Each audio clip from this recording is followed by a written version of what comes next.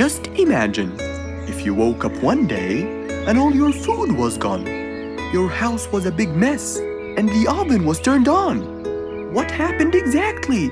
You really can't tell. But that's what happened to our friend Giselle.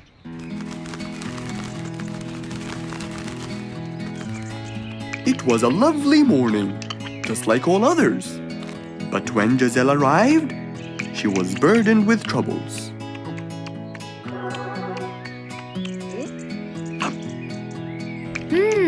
These are good. Yeah, my mom makes the best pancakes in the world. Look, it's Giselle. Hey, Giselle, come join us. Have some of these delicious pancakes. Thanks. I'm not hungry.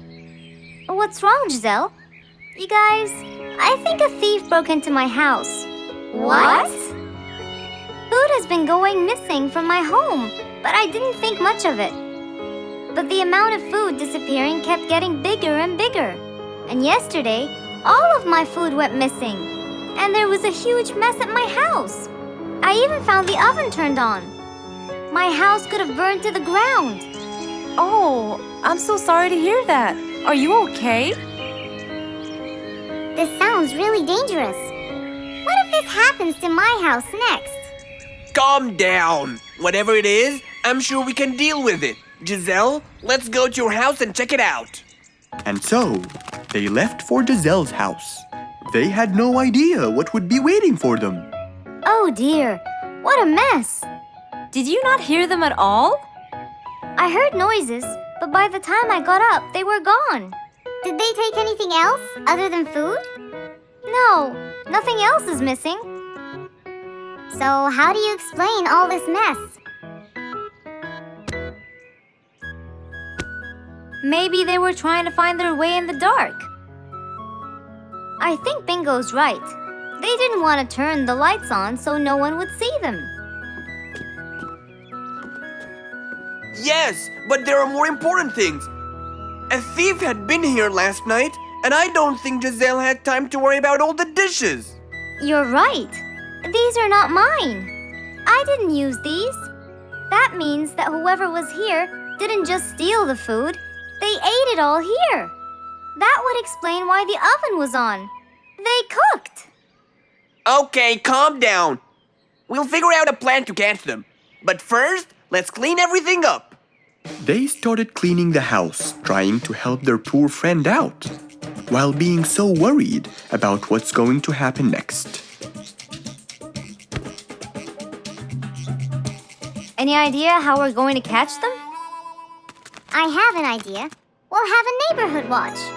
You know, we'll stay up around the house so we can catch them as soon as they come near. Sounds great. Giselle, why don't you go and get some sleep? We'll take care of it. Thanks, guys. They all sat in anticipation, ready to jump on the thief without any hesitation. But hours passed by with no one in sight. They started to become very, very tired. Does anybody else feel a little bit sleepy? Yeah, and cold, and a little hungry.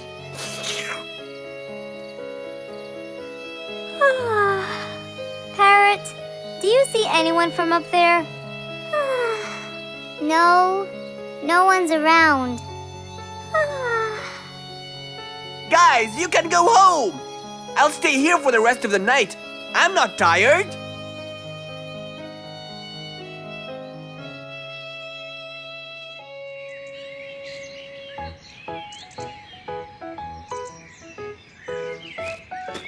Good morning. What happened after we left? Did you see them? I heard a noise from the bushes near the house, but no one was there. They must have seen me, got scared, and ran away. Wow, you must have looked so tough. How did you get them so scared? I'll teach you guys. First, you have to stand chin up, hands on your waist, and look so focused. Then, you walk back and forth in front of the house, so they wouldn't have a chance. Don't get distracted by anything, and most importantly, carry a weapon. A weapon? Yes, these are mine. A salt shaker and a ladle? It's a pepper shaker. You sprinkle it in their eyes and then hit them with a ladle. Ooh, scary. Okay, I think I got it. I'm going to be on neighborhood watch duty tonight. I'll go get ready. See you all later. And so, with a big responsibility to bear, Bingo guarded the house, steady and aware.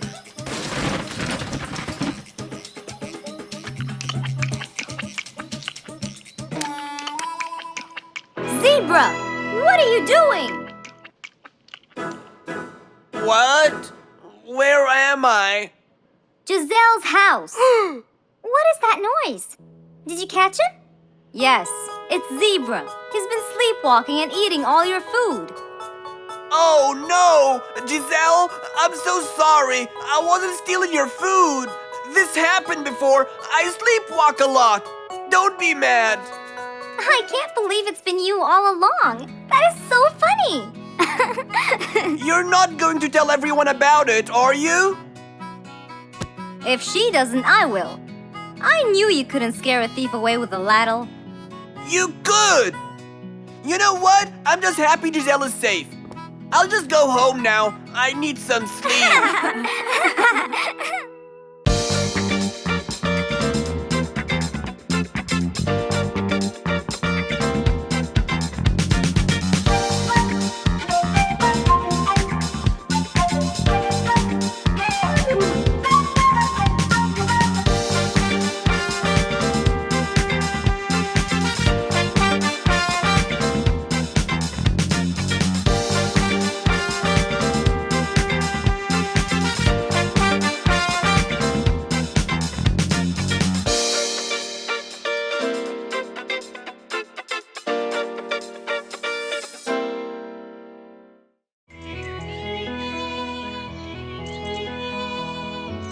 It was a very fine day, in the beautiful month of May. Mr. Fox decided to go for a walk. So, without further delay, he was on his way.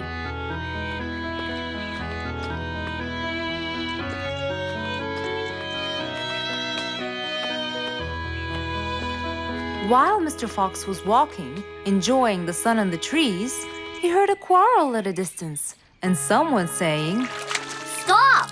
Please!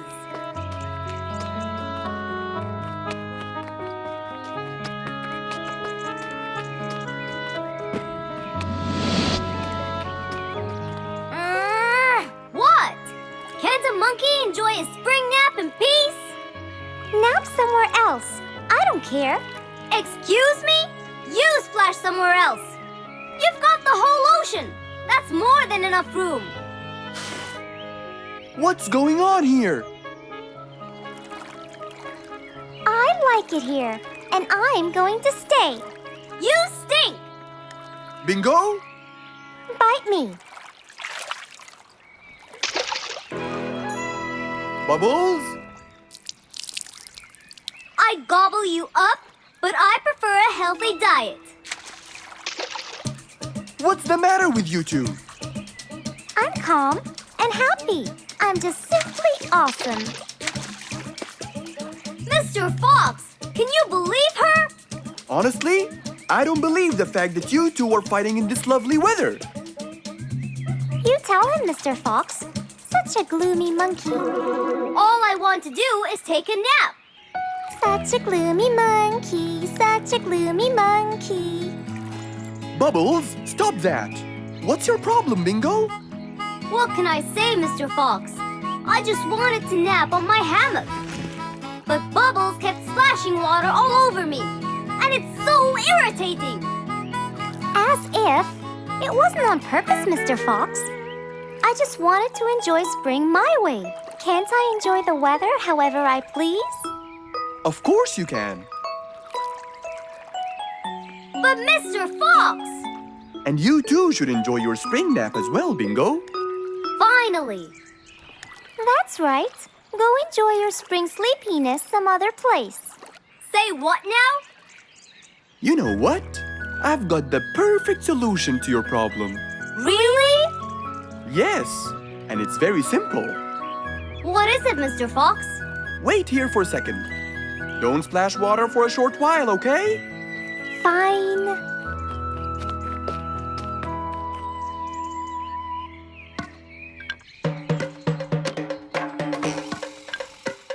The hammock was very close to the lake. That's why Bingo got water all over him every time Bubbles splashed. But Mr. Fox wasn't gonna let them fight. He had the perfect solution for both their plights. What are you doing, Mr. Fox? Wait and see for yourself.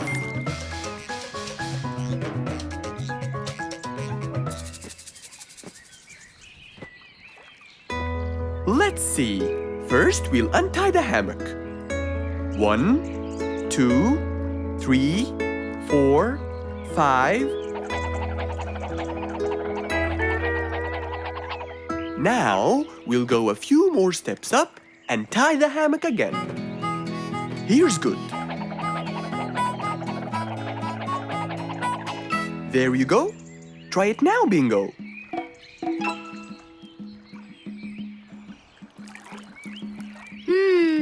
Very comfortable, Mr. Fox. I love it. And the air up here makes me sleepier.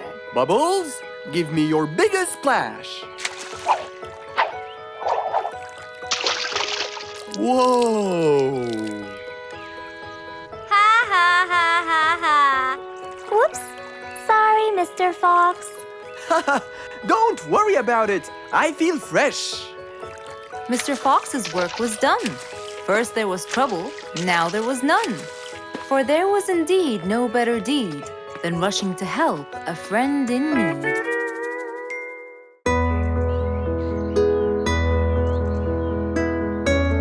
One bright sunny morning, as Mr. Fox was having his morning coffee and reading his newspaper in the balcony, his phone rang.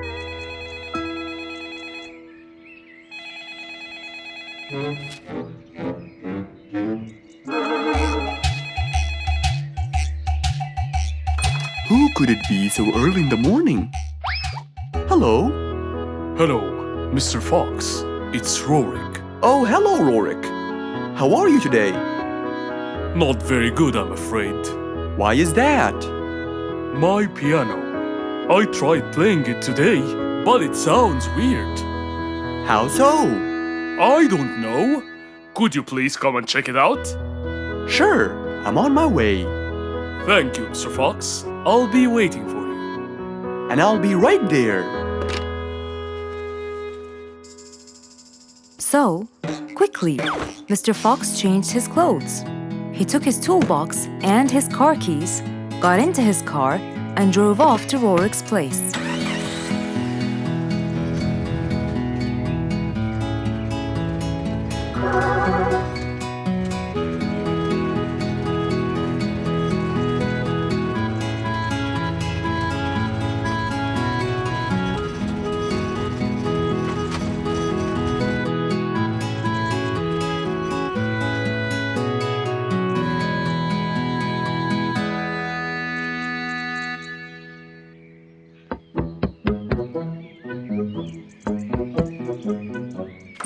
Hello, Mr. Fox. One moment, please. Your Majesty, Mr. Fox has just arrived. Of course. Let him in. Come in, Mr. Fox. His Majesty is waiting for you. Good morning, Rorik. I came right away. Oh, you're here, Mr. Fox. Please help me with my piano. It's the only thing that comforts me. Don't worry, Rorik. I'll see what I can do. Mr. Fox started to check the piano. He tried playing a few notes. What is it, Mr. Fox? Is it broken? Mr. Fox, please answer me. It sounds horrible. It's not broken, Rorik. It just needs tuning. Do I have to buy a new one? No, Rorik. It's very simple. I can tune it for you. Really? Thank you, Mr. Fox. I almost had a heart attack. However, Oh no, not that word. I'm sorry, but it might take a while. Oh, it's okay. I can wait. Okay then, I'll get started. Please, Mr. Fox, Do your best. It's my everything. Don't worry, it'll be good as new. Mr. Fox opened his toolbox, grabbed a few things, and started to work.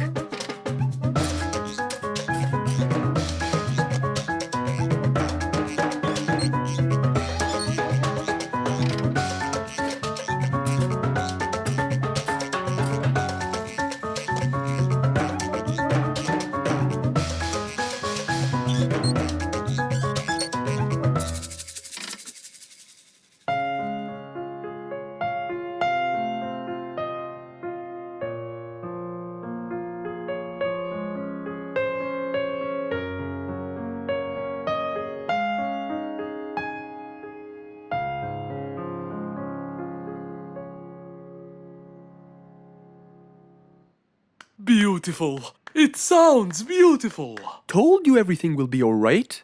I can't believe it. Thank you so much, Mr. Fox. Anytime, Rorik. And with that, Mr. Fox's work was all done. He waved goodbye and drove along happily. He had helped out a friend once more. For helping each other is everything you could ever wish for.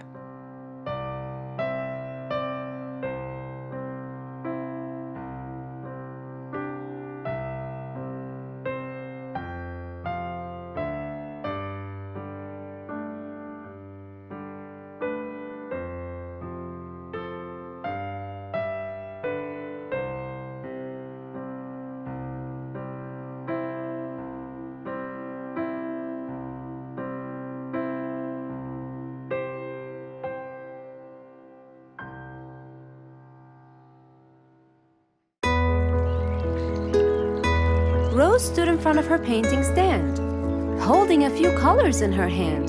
But things weren't going as she planned. I think I should just paint the pig blue.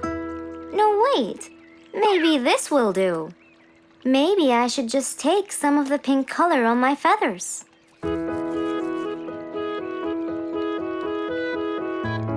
This isn't working. Maybe I should call Mr. Fox. He might have some clue about what I should do.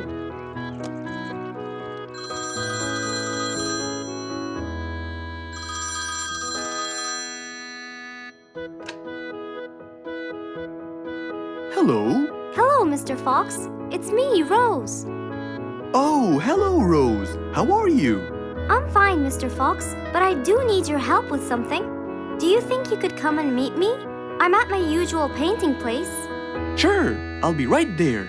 So, without a moment to lose, Mr. Fox got ready, got into his car, and drove off to where Rose was painting.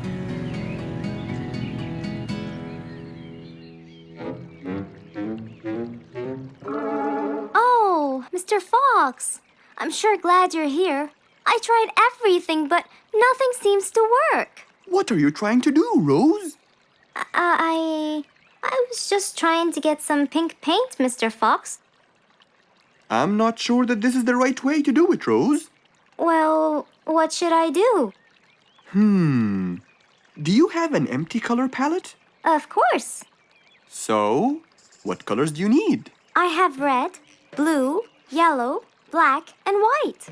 But I still need pink, green, orange, purple, and brown. Let me see. If we take a bit of red and a bit of white, we can make pink. Oh, it's just like magic. How about the other colors? Do you want to try? Why, yes, I would. But which colors do I use? Use your imagination, Rose. I want to try red and blue. Okay. Wow, now I can paint my violets purple. Do you want to try again? Sure, this time I'll try red and yellow. Nice. Now you have orange. It's beautiful, Mr. Fox. But I'm still missing green. Well, let's see. We still haven't mixed blue and yellow, have we? Right. This is a really cool shade of green. Now you can paint all you want. But, Mr. Fox, what about brown? Right. I almost forgot. Let's try orange and blue. Yes, that's it. Oh, I really can't thank you enough, Mr. Fox. Don't worry about it. I really like your painting. You do? Yes, it's quite colorful. Well, thanks to you. Now, whenever you're missing a color, all you have to do is try some together. All the colors that Rose once knew, when mixed together, turned to something new. Pink, purple, orange, and green. Something she had never seen.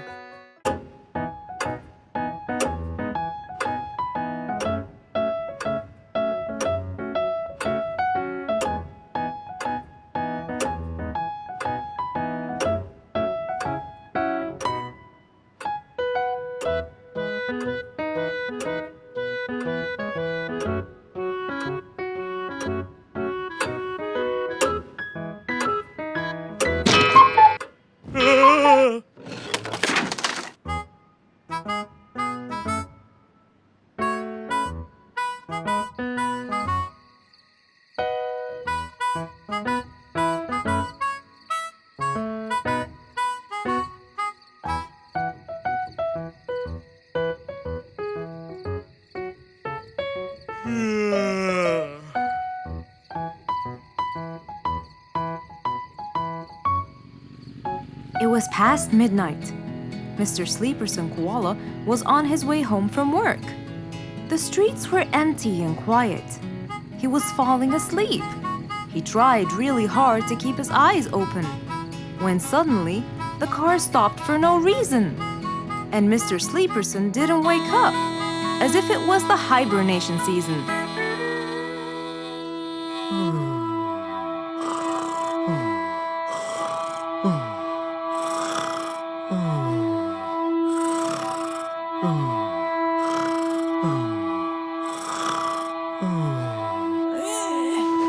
What is that? Mr. Sleeperson fell asleep on his driving wheel. The horn was too noisy for Mr. Fox to bear. He tried to block the sound out, but it was no use.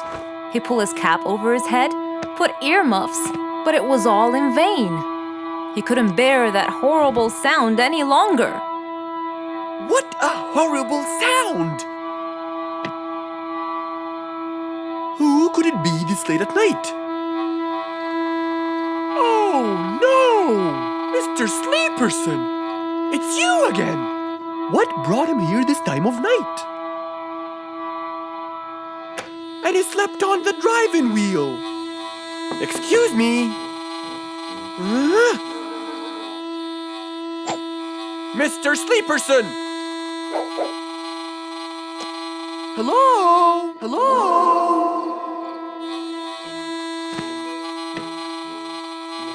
Oh, that's enough. What? Where? What time is it? It's 2 in the morning. And you fell asleep on your driving wheel in front of my house. Oh, Mr. Fox. Hello. Oh my, it's 2 a.m. Oh, you noticed? So how can I help you, Mr. Fox? Help me? Help me? You're the one in front of my house. What am I doing here? I don't know. You tell me. I was fast asleep when I woke up to that horrible sound of your noisy horn. Oops. Sorry. I must have fallen asleep while I was driving again. My bad. Never mind that. Could you please drive all the way to your own house without falling asleep or bumping your head against the horn? Oh, sure, Mr. Fox. Have a good night. Good night. But as Mr. Sleeperson tried to start the car, it wouldn't start. Huh? Oh, man!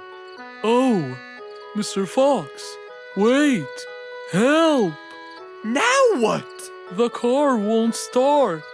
Is that so? Can you check it for me, please? Of course! Mr. Fox walked back to the car and started to check it out.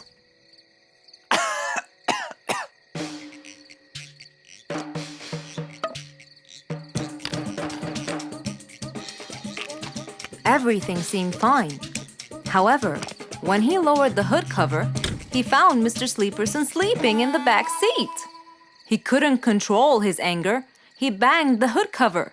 But Mr. Koala was still asleep. Mr. Fox decided to hop into the front seat and try to start the car himself.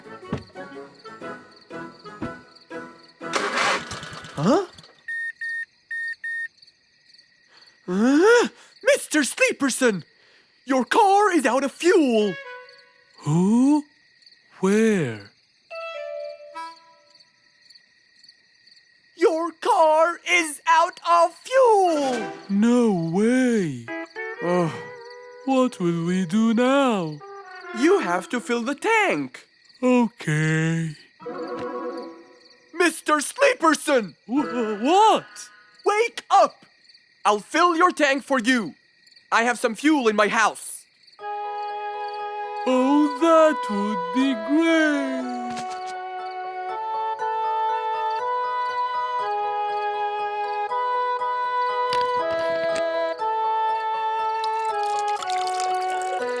Mr. Sleeperson, it's all done.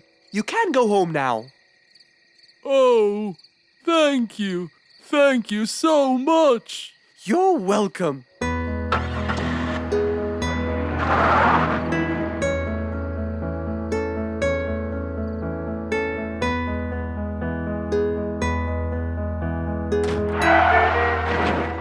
Oh, not again!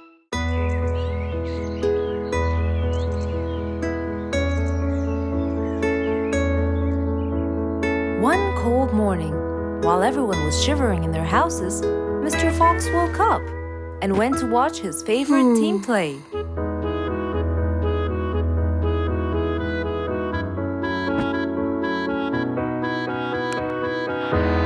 give away Messi. On the first touch, the second touch is Piliqueta. Trying to recover. Suarez running with him. Messi into the open space. Ousmane Dembele! Ah! He's going to win! I wonder who could it be so early? Wait a second! I'll be right there! Good morning, Woody! How are you? It's been a long time since we last met. Oh, Mr. Fox, it has been a while. Tell me, have you finished building Nate's ship? Yes, Mr. Fox. I used teak and bamboo. Nate liked it a lot. He took it out on a trip. He and his friends had so much fun. Great! Mr. Fox, I noticed how beautiful your flowers look. You take really good care of them. Of course! And you know what? I'll tell you everything I know about flowers. Really? Thank you, Mr. Fox. Come in and have a seat while we talk. Okay. Woody followed Mr. Fox inside. Feeling a little cold, he waited patiently while Mr. Fox prepared 2 nice bowls of hot soup for them both. Here you go. Thank you. It's delicious. Glad you liked it. Now tell me, what's bothering you, Woody? How did you know that something was bothering me? I know you all too well, my friend. Okay. You know, it's really nice and warm here. Yes, warm weather helps me think and relax. Well, Mr. Fox, I'm sure you know that I've been a carpenter for a long time now. Of course. And during the winter, my business blooms. And my customers increase because I sell them the wood they use for their fireplace. Very good. But where's the problem? The problem is, they're not all the same. So each customer needs the wood to be suitable in size for his fireplace. That's true. And as you know, I work alone. So I take so much time and effort to cut and adjust the wood to suit each and every customer in this jungle. Sounds like a serious problem. He looks really worried. Okay, Woody, why don't you come with me to my workshop? It's round the back. There, we can think together and I can invent something to help you solve your problem. I really hope so, Mr. Fox. Don't worry, we will. I know. And you taught me that there's a solution to every problem. And Mr. Fox solves every problem. Ha ha ha! That's right, Woody.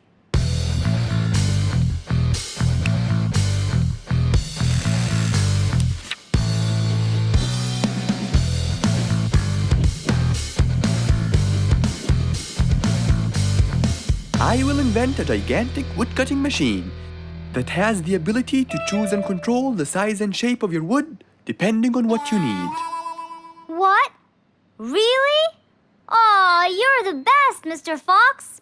I'm just going to need some time to build the machine. You got it, Mr. Fox. I'll go get a few things done, and I'll come back. Okay, I'll see you then, Woody.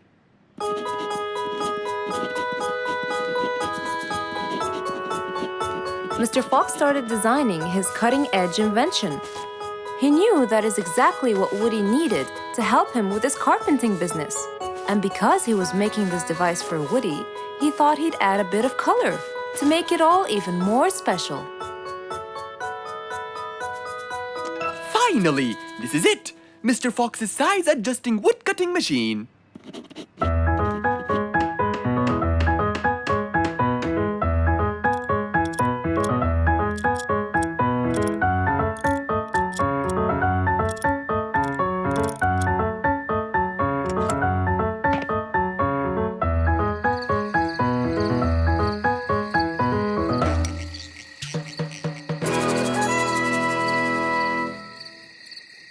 After finishing the device, Mr. Fox sat to listen to his favorite music, waiting for Woody, who came knocking on the door. Hello, Woody. You're right on time. Have you finished building the new machine for me, Mr. Fox? Of course I have. It's in my workshop. Let's go see it.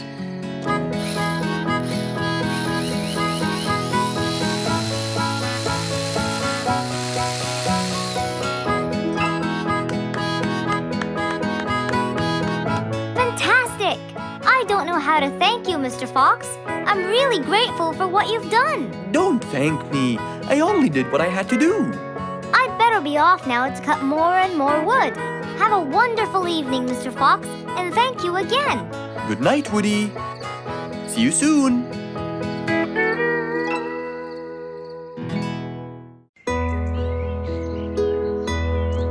It was a bright, early spring morning.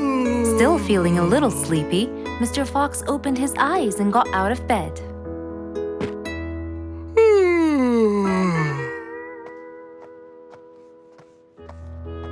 Since the weather was beautiful outside and awfully tempting, Mr. Fox decided to go for a walk in the jungle. The sun was shining, the birds were twittering. It was a very peaceful morning. Well, sort of. Worried that something terrible could have happened to one of the animals in the jungle, Mr. Fox sprinted towards the sound. Are you kidding me? You're the size of an air balloon! Are you making fun of my size, you piece of yolk? What? Take that back now, you... No! I'll never take it back! This was all your fault! No, it wasn't! It was yours! No! It's always your fault! Now, calm down. Oh, Mr. Fox, I'm so glad you passed by. You're the only one that could solve my problem. Solve your problem? No, Mr. Fox will solve our problem. No way! What you did was a total crime. So not true. You're the one who started it all and injured me, you big... There, calm down. And just tell me what happened. He woke me up. Slow down, one at a time. Mr. Panda, you go first. Thank you. Now, I was walking heading to my house when I realized that for me to get there, it will take me 12 minutes. And I was so tired and sleepy. So I thought about it, and I realized I should just lay here for a while and take a short nap. And just as I was starting to get comfortable, I found little chicklets screaming with the highest pitch into my ears, Mr. Fox. My ears! Can you believe that? Well, that's not a very nice thing to do, little chicklets. Why did you do that? But I didn't, Mr. Fox. And how is that? I was heading to my favorite lake, and I was walking just right behind Mr. Wicks, when all of a sudden, out of nowhere, he decided to lay down and fell to the ground and squeezed my beautiful wing. And if it wasn't for my high-pitched voice, I would have been dead by now. Well, that was pretty dangerous, Mr. Wicks. What should I do, Mr. Fox? I was really tired, and I needed my nap. So I took it. What should a panda do to take his nap? Can't you just wait till you reach your own house? Or at least look behind you before you decide to fall down. My house is 12 minutes away, and all the walking had already stolen away all my energy. I had to take a nap to recharge. I can't keep on walking forever. Then look behind you or sleep next to a tree or something. Why don't you watch where you're stepping? It was a very troubling matter indeed. The little chick almost got crushed. But Mr. Wicks didn't mean it. He was just so tired that he fell asleep. Right? Mr. Wicks, answer me. Did you intend to squeeze little Chicklet's wings? Of course I didn't. Were you aware that you were going to take a nap in the middle of the road? Actually, I vividly remember. I walked to the tree side first, but when I woke up, I found myself in the middle of the road. How many naps do you need per day? From 5 to 7, I would say. Did you take a nap before you decided to head home? Of course. Do you usually nap in between? Not always, but today I went so far from my house. I tried to hurry to nap at home, but you know, I'm too slow. Say no more. I now know the answer. Really?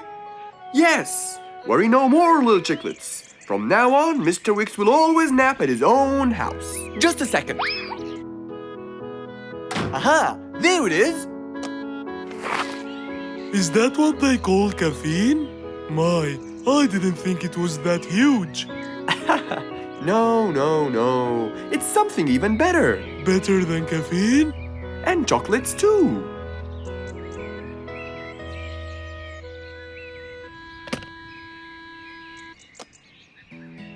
Wow! Rollerblades! So you'll be able to move fast and reach your house as fast as you can. Oh, can I try it now? Sure you can. Wow! Whee! Yahoo! Thank you, Mr. Fox. Anytime you need me, I'll be there.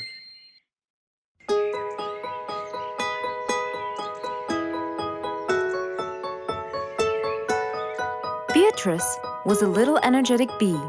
She wakes up early, eats her breakfast, and checks on her honey. Then she goes out to collect some nectar. That smells great. I'll take some from here. Wow, that looks fresh. Here's my favorite type. And so, she went collecting all the nectar she needed, and when she was all done, she went back home. But as Beatrice came closer and closer, she could see that someone had been to the hive. Oh no! My honey! It's all gone! Who could have done this? Beatrice looked right and left, but no one was there. Sadly weeping with grief, she went to the place where she might find relief. Oh, Beatrice. How have you been? Mr. Fox! Beatrice, what happened? Someone stole my honey and destroyed my hive! Who would do such a horrible thing? I have no idea! I was out collecting nectar, and when I came back, I found... Calm down now, calm down. I don't know what I should do! Mr. Fox felt sorry for Beatrice. He kept thinking of a way to prevent this from happening again. Aha! I got it. You know who did this? No, but I can prevent this from happening again. Really? Really? Come with me. At once, Mr. Fox ran to his workshop. He grabbed some steel, some wooden plates, and his toolbox. He then hopped into his car with Beatrice by his side and drove away.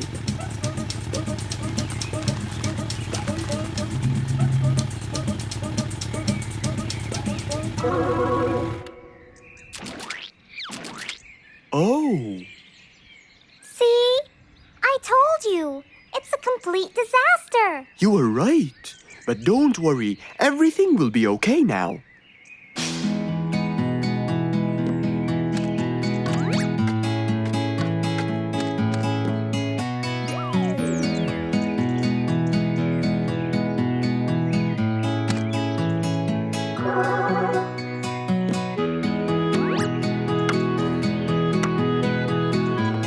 Mr. Fox started to work. He got the wooden plates and built a box out of them, which he put on the tree branch. Then, he surrounded the box with steel. He made sure the nails went in properly and made a door for little Beatrice. Now, all done. Wow, it's amazing! Thank you, Mr. Fox. There, take this too. And what's this? This is the key to your hive, so no one would enter without your permission. Really? Oh, I can't thank you enough. Don't worry about it, Beatrice.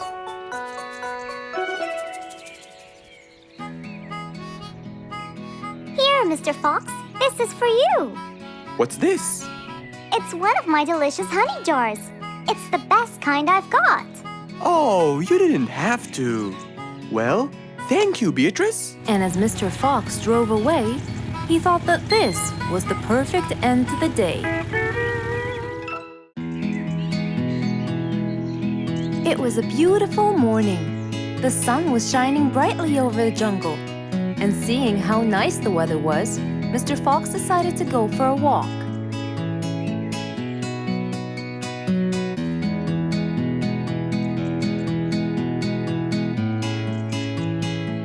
The birds were twittering, the bees were humming, and the flowers smelled pretty.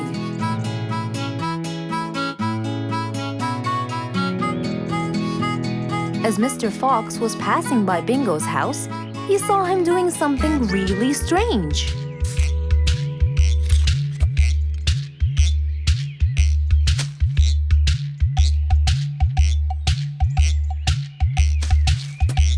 Bingo! What are you doing?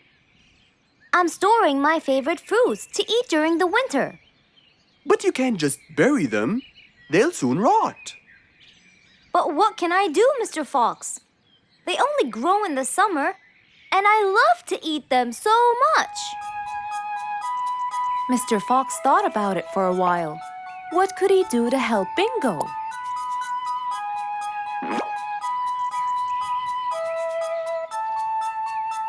Don't worry, Bingo. I think I have an idea. Really? What is it? You'll have to wait and see. I'll just run to my workshop, and I'll be back before you know it. Okay. Mr. Fox went back to his workshop and gave it some thought.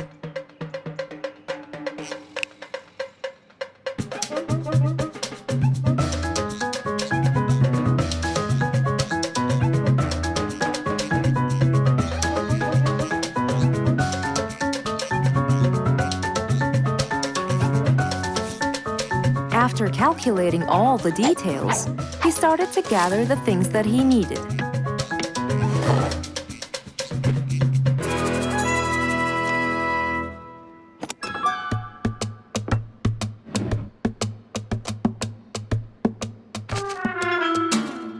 Then, he took his toolbox and his car keys, and of course, the glass plates. He put them all in his car and was on his way.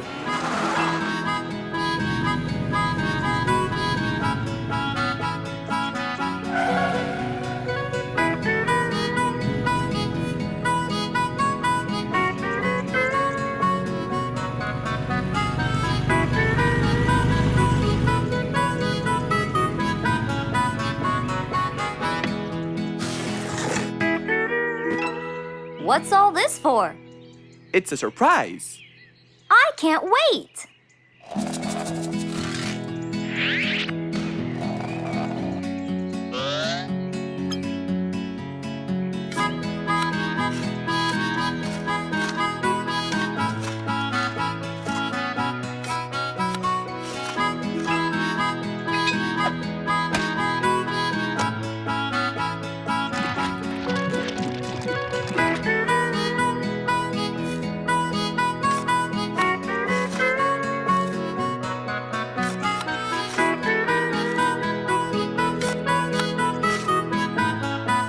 Mr. Fox was almost done, and Bingo was watching him, looking slightly puzzled.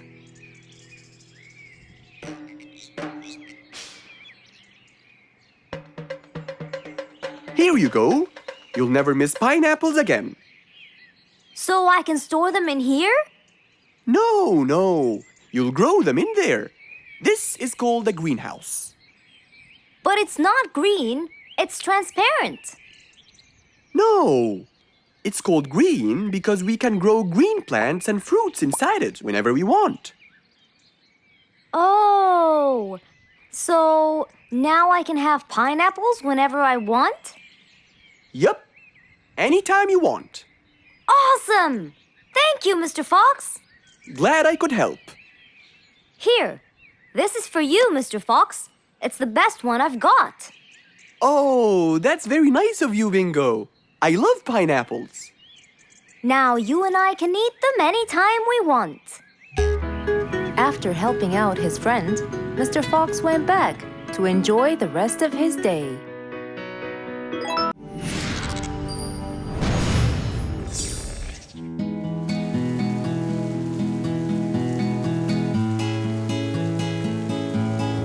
One stormy winter night, when most of the animals stayed warm in their beds and turned off the lights. There was thunder, there was lightning, and Woody the Woodpecker found it frightening. He knew he was in trouble, for his house will soon become rubble. Oh no!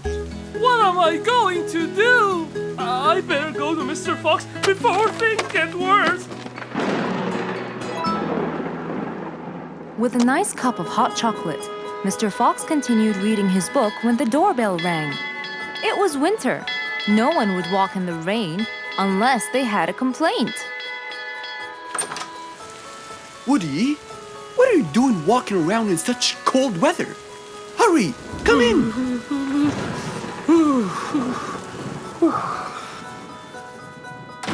Mr. Fox, I know it's cold, and I'm sure my problems will make you feel bored, but I need your help. Of course. Don't worry. Have a seat, Woody, and I'll get you a hot drink. It must have been terrible to go out in that storm. Okay, thank you, Mr. Fox. So, what exactly is your problem? My roof, it gets ruined by the rain. Oh, I keep fixing it every now and then, but now, every winter is a nightmare. here you go, Woody. Thank you, Mr. Fox. So tell me, what happened to your roof? The rain makes it damp. Sometimes I fear it gets too damp. It might fall. Oh, you're right. That's a serious problem. Well, will you help me? Mr. Fox knew he couldn't stop the rain, but he couldn't let Woody's efforts be in vain. There had to be another way. I have an idea. We need to guide the water off your roof. But how can we do that? Well, we need to visit the jungle shop. But first, we'll wait for the storm to pass.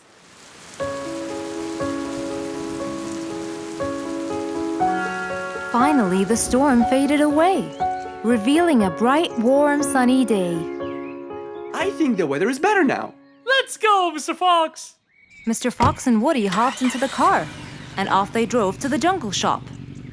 So, what will we buy from here, Mr. Fox? A sloped roof. A roof? But how will we transport it? Oh, don't worry. There's a new type of roof. They sell them like, pieces of a puzzle. Oh, that's smart! Yep. Mr. Fox and Woody chose a nice big red roof. Then, off they went to Woody's house. Mr. Fox got a ladder and climbed up. He started to fix the roof from the top. Now, all we need is to put the pieces together.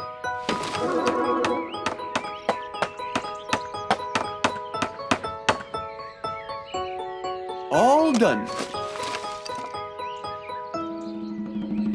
I'm coming down. Wow! It looks great!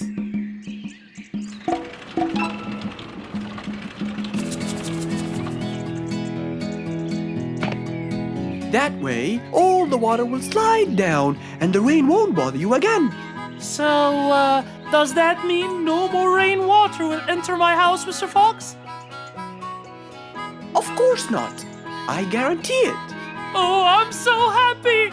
Thank you so much, Mr. Fox. Oh, it was nothing. We all like living in a dry, warm place in the winter.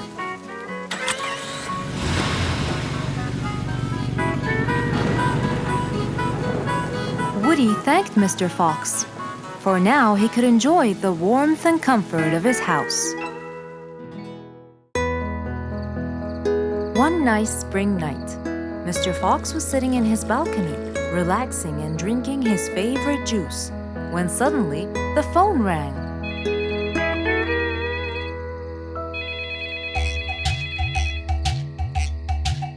He wondered who would be calling him this time of night.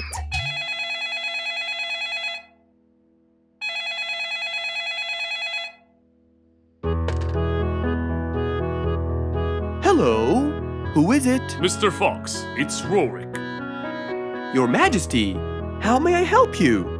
Well, Mr. Fox, I'd like you to come to my house early in the morning to discuss something urgent. Of course. I'll be there. After he hung up the phone, Mr. Fox went to sleep. He was supposed to wake up early. He wouldn't want to miss his appointment with the king.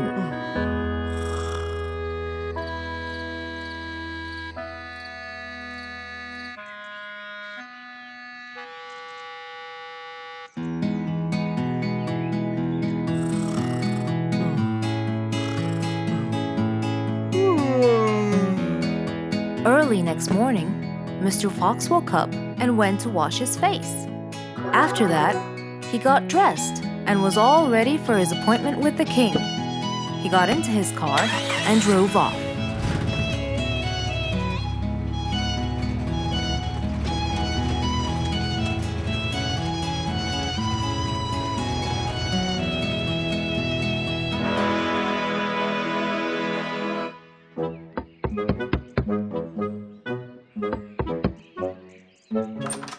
Hello, Mr. Fox. One moment, please.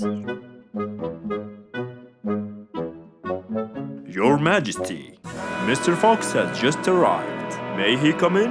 Of course. Let him in. Come in, Mr. Fox. His Majesty is waiting for you. Good morning, Your Majesty. Hope I'm not late. No. You're always on time. How are you, Mr. Fox? I'm fine. And how's our little Frisky? He's fine. A little mischief every now and then. You can never get him to stay in one place. But thanks to your bracelet, we can always find him. Saved us a lot of trouble. It's my pleasure. So tell me about this urgent matter. As you know, our jungle's population has been increasing lately. Indeed. Our population has increased. Yes, but it's getting harder to summon them all to the meeting every time. That's why I called you, Mr. Fox. I need you to figure out a way for me to reach all the animals at the same time. Let me see. I need to think this through. That's okay, Mr. Fox. But please, don't take too much time. Don't you worry, Your Majesty. I will find a solution by tomorrow. As Mr. Fox got into his car to get back home, he thought all the while about the king's request. How could he help the king with his problem?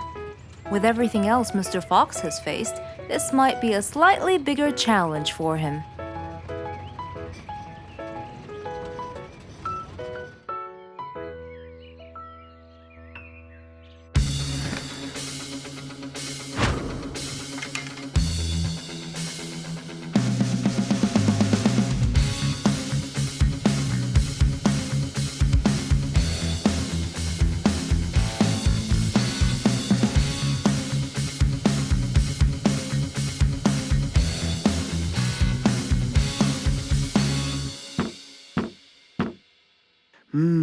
This is more challenging than I thought.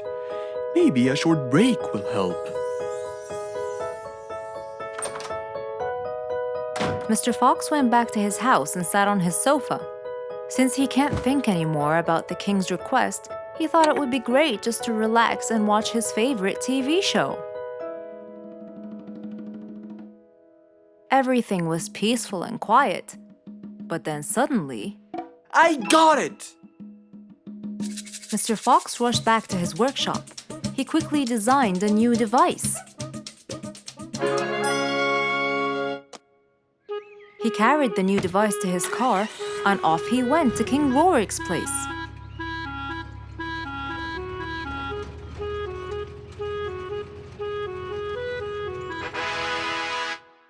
Mr. Fox, I thought you were coming tomorrow. Did you solve my problem? Yes, Your Majesty. This is a solution to your problem. That's great! But what's that, Mr. Fox? This is a megaphone. I made it specially for you. Every time you need to meet the animals, all you have to do is roar into it. Mr. Fox, you're a genius! But be careful. It's powerful. So make sure that no one is around you when you use it. Of course! I can't thank you enough, Mr. Fox. You're a great asset to all of us. It's my pleasure, Your Majesty.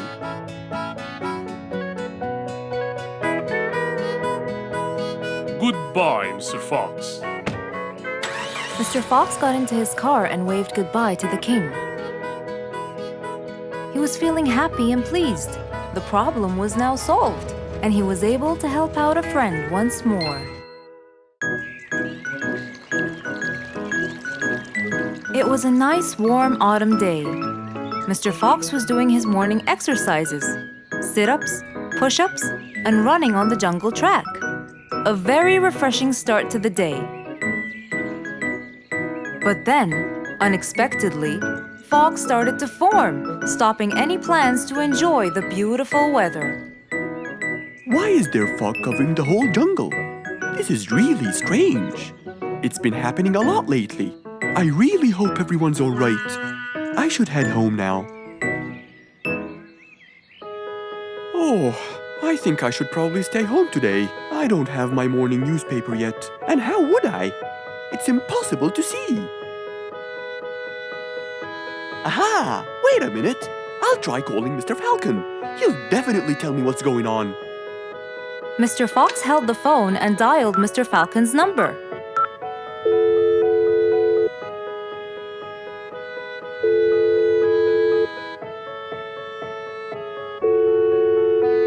Oddly enough, there was no answer. I guess he's not home. Maybe I can reach him on his walkie-talkie. As Mr. Fox went to look for his walkie-talkie, he heard a loud knock on the door. Huh? I thought everyone stayed home in this weather. Who could it be?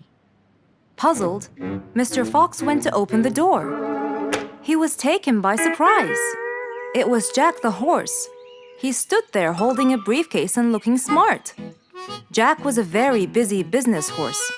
He was always rushing to keep a tight schedule. But today, something seemed off. He looked like something was bothering him. Oh, Jack, what a nice surprise! It's been a long time since we met. How have you been? Come in. Thank you, Mr. Fox. But I don't want to waste any more time. I'm on a very tight schedule. Of course. Can I bring you... I don't have time. I just needed to talk to you urgently, Mr. Fox. Have a seat, please. And as you know, time is money. Wait. Hold on. First, tell me how you managed to get here in this bad weather. There's no time. I'm so busy, and I need your help with something important. All right, tell me what's the matter. Well, it all started last week. After long and weary negotiations, I won a bid for a gold mine located in the eastern part. Long story short, a gold mine obviously contains gold. But no matter how hard I looked, I found nothing but dirt. I was really frustrated. I was disappointed. And I knew that buying the mine was a mistake. What do you think, Mr. Fox? That's really strange. That mine is widely famous for its gold. I have an idea. We go there now and see what we can do. But wait here for a second. I need to bring something that will help us. Are you sure you don't want to drink anything? Yes, thank you, Mr. Fox. But please hurry up. You know that time is money, and I can't waste Any more time, I get it. Just give me 2 minutes. Too much, Mr. Fox. So, Mr. Fox went to his room to change his clothes, trying to be quick. Then, he went to his workshop. He looked everywhere for his metal detector.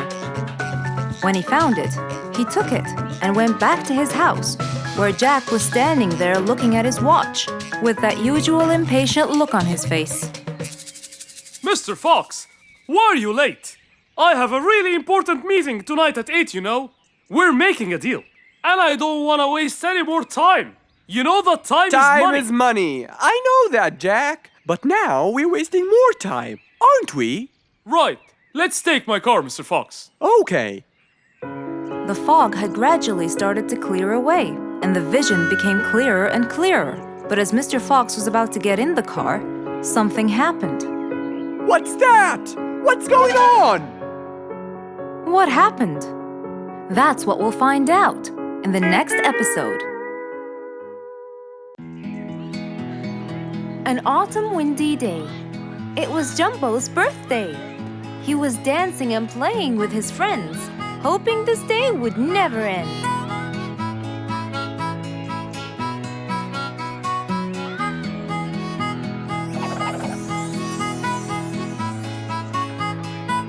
Everyone ran to hide all the same, but Jumbo slipped and fell.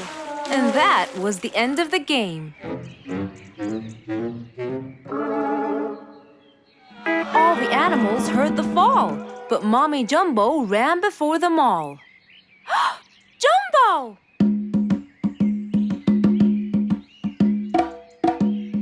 Oh, Jumbo. Combo, you have to take him to Mr. Fox immediately. So, without further delay, off to Mr. Fox's house they hurried away.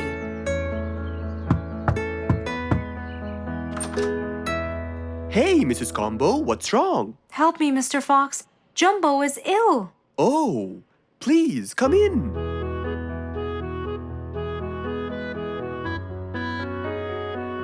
You look cold, Jumbo. I'll get you something hot to drink. Thank you, Mr. Fox.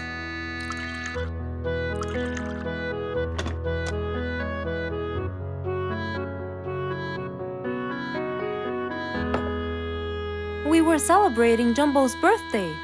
Oh, happy birthday, Jumbo. Thank you, Mr. Fox. But as he was playing with his friends, he slipped and fell into the pond. He started shivering and sneezing. I feared he might be sick, so I thought I should bring him to you, just in case. Well, why don't you lie down, Jumbo, and let's take your temperature. Open your mouth. Say, ah. Ah. Fever, stuffy nose, red dots all over his trunk. It's definitely sniffles. Oh my, sniffles? Don't worry, Mrs. Combo. It's just a sniffles fever. It will go away. All you need, champ, is some rest and just one pill of antidote. And when you're better, you can go back to play with your friends. Thank you, Mr. Fox. After thanking Mr. Fox, Mrs. Combo took Jumbo back home to let him rest.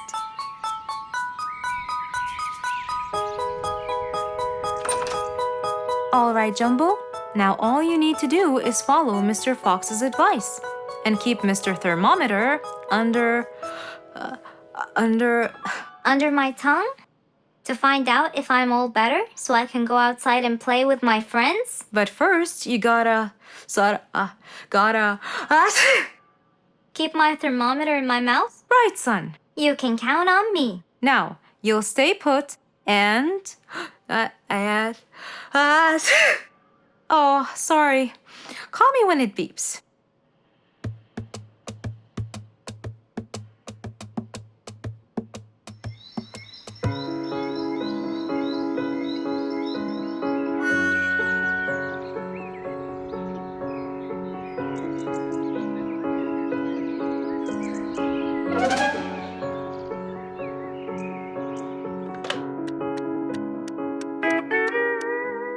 Hello, Frisky. How are you? Hi, Mr. Fox. Roo and I were playing and I'm about to win. Listen, Frisky. I'm going to visit Jumbo now and check on him. I'm sure he'd be really happy if you and Roo come with me. What do you think? Great idea, Mr. Fox. I want to check on him too. We'll meet you there. As agreed, Mr. Fox met Frisky and Roo at Jumbo's house. I'm coming.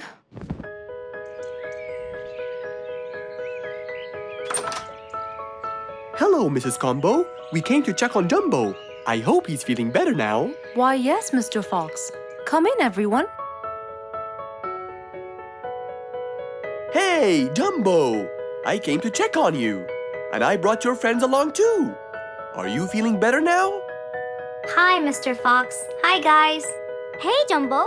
How are you feeling? Well, I feel better, but... Well, we need to take your temperature one more time, Jumbo. Is it time? It's time, all right? What does it say? Well, let's see. Your temperature is, oh. Your temperature is just fine and dandy, Jumbo. You're not sick anymore. You are A-OK. Yes! Now we can go outside and play. But first, I need to tell Mom. Mom? Mom? Where could she be? She's not in the kitchen. Mom! She's not in the living room. I wonder where she is. I'm here, in the bedroom. Mom? Are you okay? I think I might have caught a case of sniffles too. Don't worry, dear. I'll be fine. Now why don't you go out and play hopscotch with your friends? I'll join you when I get better. But Mom, I won't be happy if I go to play and leave you here all by yourself.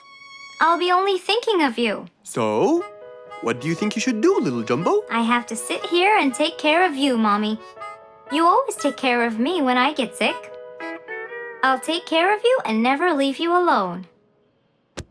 Oh, I love you more than anything in the whole wide world, Jumbo. Now it's time to take your temperature. Right, Mr. Fox? You're absolutely right, Jumbo. So rather than go out to play, by his mother's side, he decided to stay. Who can you always count on? They're always there when you're feeling down, ready to draw a smile and remove that frown. They make a bad day so much better, especially if you share toys and play games together.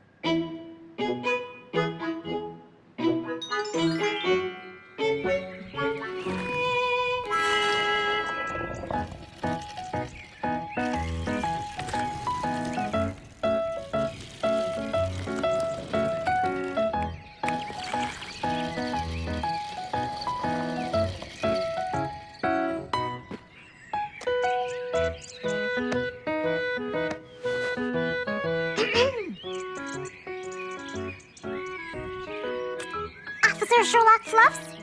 I'm with you, Officer Poppy Holmes. I think we're moving in the wrong direction. You might be right, Officer Poppy Holmes. I can see footsteps in the opposite direction.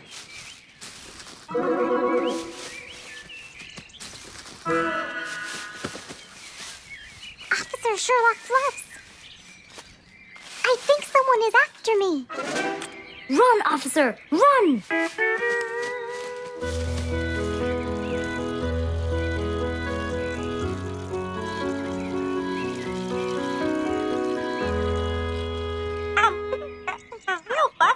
What do you mean?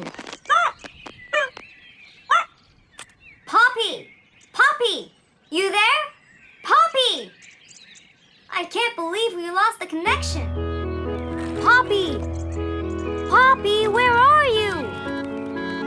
Filled with worry, Fluff searched and searched for Poppy, but he couldn't find her anywhere.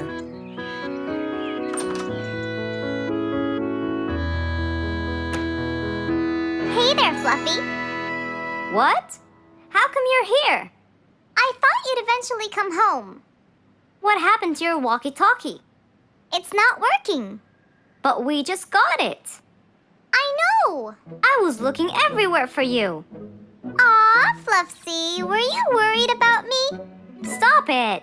We need to fix this thing. Do you have any idea how? Hello? You're the smart one. But I'm not much into technology. You know that. At least take a look at it. I did, before you came. I got nothing, really. Should we go over to Mr. Fox? I think we should. Let me change first.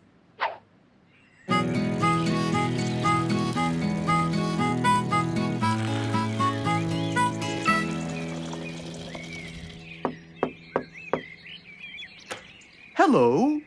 Hey, Mr. Fox, Poppy broke her walkie-talkie. I so did not. Don't fight, you two. Show me your walkie-talkie. Maybe I'll be able to fix it.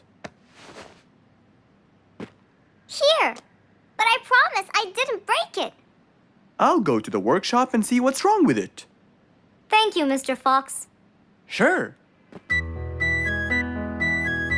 You really think I broke it?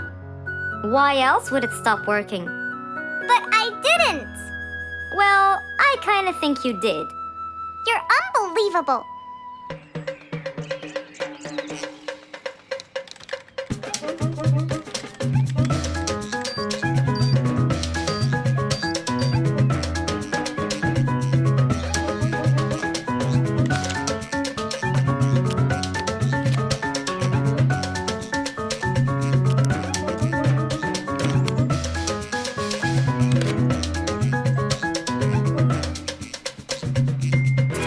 It's working just fine. I told you. Well, it wasn't before. I tried it. I know it wasn't, but now it is. See, Poppy, you did break it. And Mr. Fox fixed it. It wasn't broken, Fluffs. It just ran out of batteries. I'm sorry, Pops. Never mind. I was worried about you, though.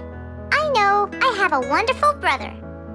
Brothers and sisters may fight every now and then, but at the end of the day, they're still best friends.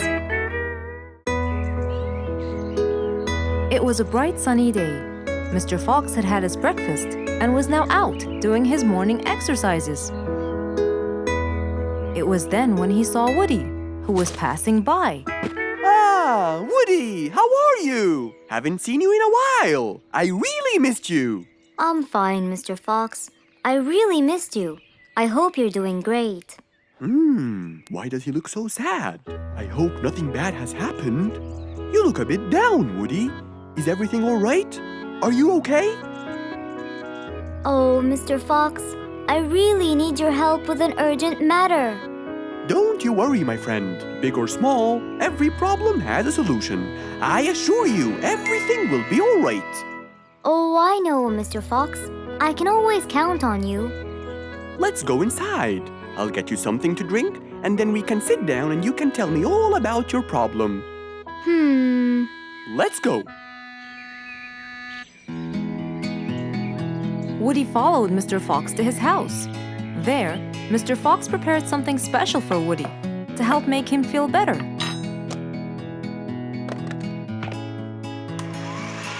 I made you some fresh orange juice. This will help you relax and cheer you up. Oh, you're very generous. I love orange juice. Thank you.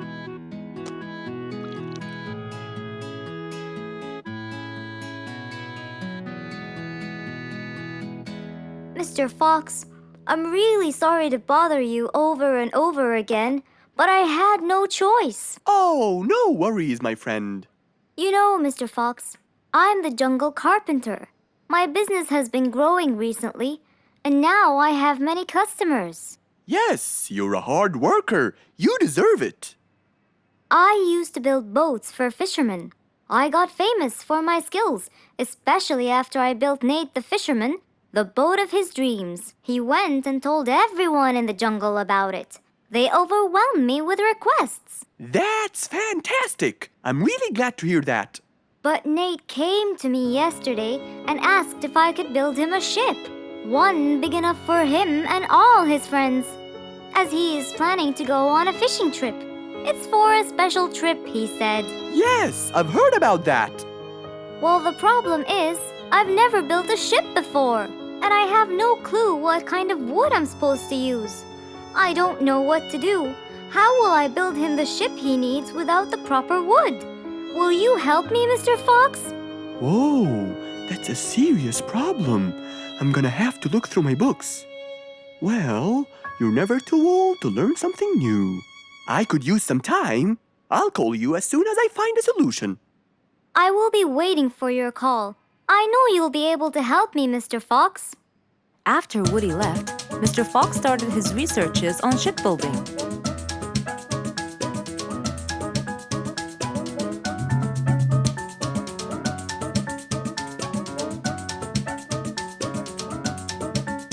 After hours and hours of hard work, he finally got it. Yes! I've got it! But what did he get? We'll find out in the next episode.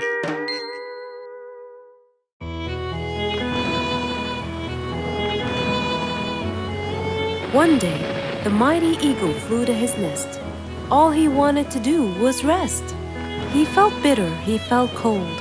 He was really getting old. He knew he needed someplace new. So, off to Mr. Fox he flew.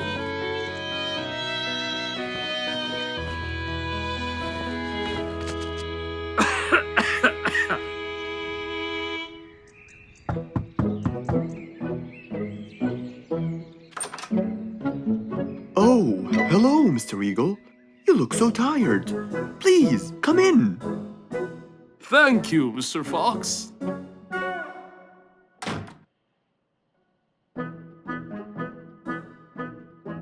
Now tell me, how may I help you? Mr. Fox, I spent years in prosperity and glory, but I'm old now and tired. I can't live out there alone in that cold weather. Where do you live, Mr. Eagle? By the mountain top. I see. The wind is strong there. I bet you catch a flu every now and then. Well, I didn't used to, but that's all in the past. Now I'm old and weary. I'm not what I used to be. Plus, I get so lonely up there. There is no one around to talk to, and no one to help me get better if I get sick. Why don't you come and live with us in the jungle? I looked around, but I couldn't find the right place for my huge nest. I'm too old to build a new one, and I can't really stay in someone's home. Mr. Fox kept thinking for a while. What could he do to help his dear old friend?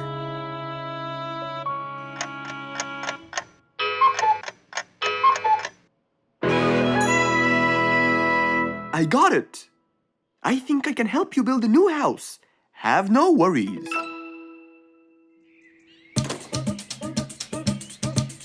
Mr. Fox quickly grabbed his toolbox and hopped into his car. He drove through the jungle while Mr. Eagle flew above him. He stopped in front of a tree that looked both old and firm, right in the middle of the jungle. Lots of animals and birds lived around here. What a beautiful place, Mr. Fox.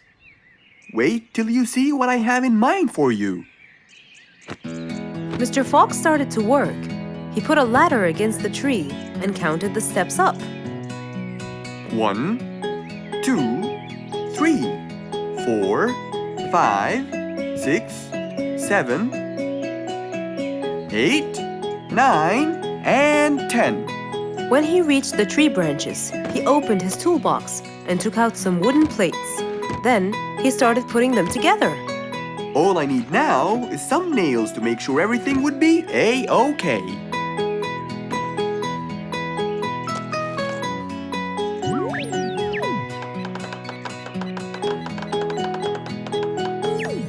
We're almost done, Mr. Eagle.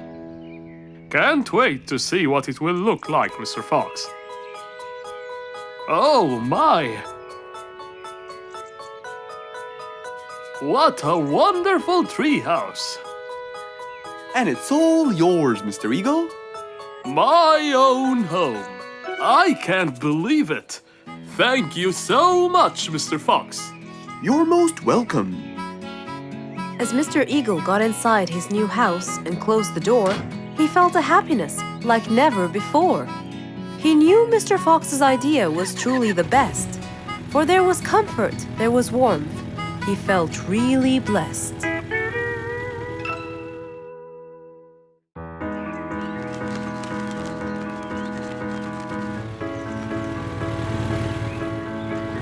One beautiful spring morning, though tired and sleepy, Mrs. Sharpie the post owl was on her way to Alfie's house to deliver a parcel.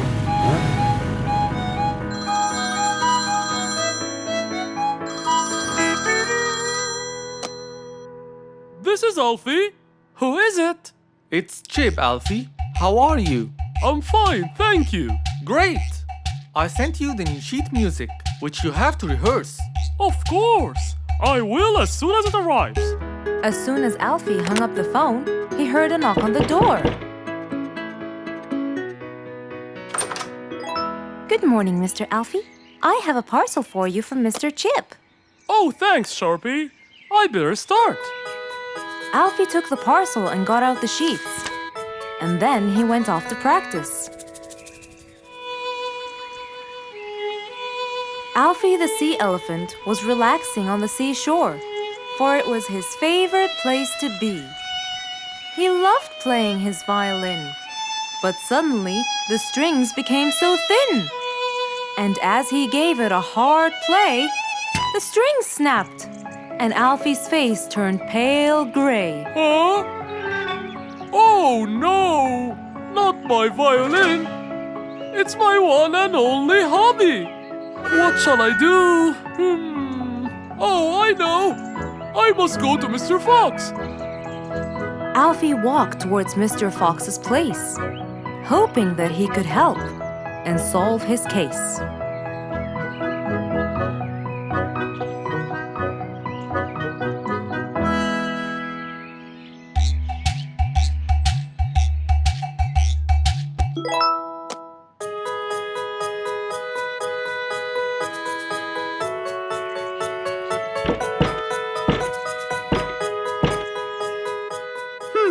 I wonder who?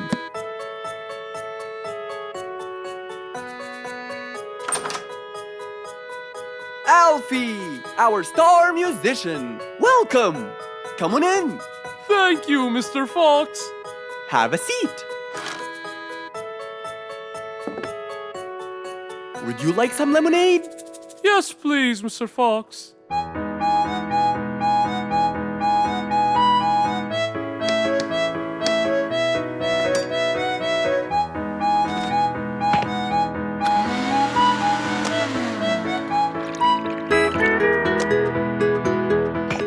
Mr. Fox came back with a glass of lemonade. He gave it to Alfie, then he noticed his violin. Oh, what happened to your violin?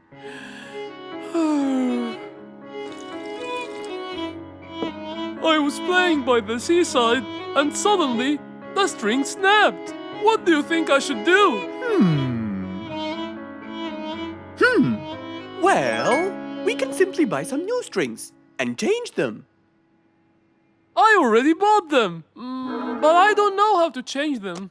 It's my first time. No problem. It's easy. Now let me teach you how to replace them. First, we remove the old string by twisting this till it's loose. Then, we pull the broken string out of its hole. After that, we twist the tuning peg on the other end and pull the other end of the string from its hole as well. See? Now the whole string is out. We insert the thin end of the new string into the hole of the tuning peg. Then, bend the string around the hole like that and fix its other end into the other hole.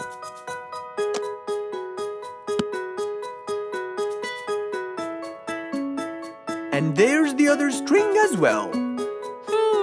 Finally! Go ahead and play it. Okay.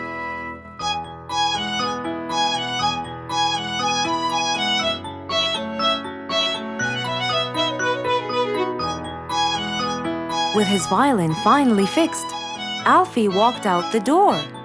He went back to play on his favorite seashore.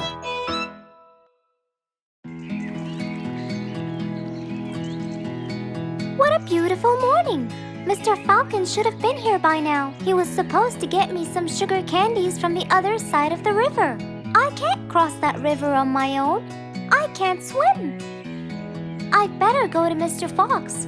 He'll tell me what to do. And since Mr. Fox helped many more, she went to him and knocked on his door.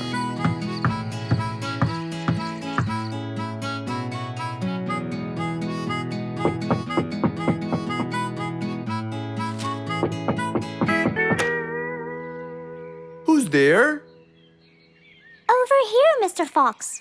Oh, little Auntie Lou. Welcome. Please come in. Thank you, Mr. Fox.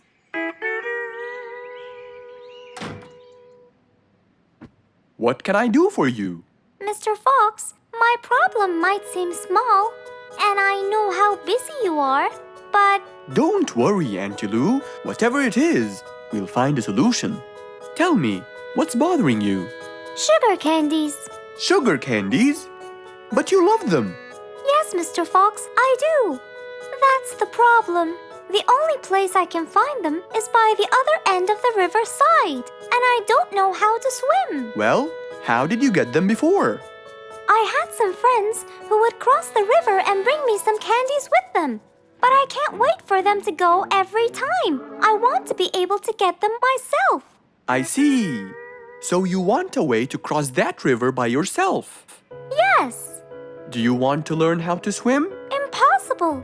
I'm so afraid of the water. It's my worst nightmare. Isn't there any other way, Mr. Fox? Sure there is. Let me think. Mr. Fox thought quickly and without delay, for there was already another way. He'll build a bridge for Auntie Lou, so she could cross whenever she wanted to. Little Auntie Lou, how wide is that river? Very wide, Mr. Fox. It won't be easy, but let's go. Into the workshop ran Mr. Fox. He grabbed some wood and his toolbox. He put them in his Jeep and hopped inside. Then he and Auntie Lou went for a ride.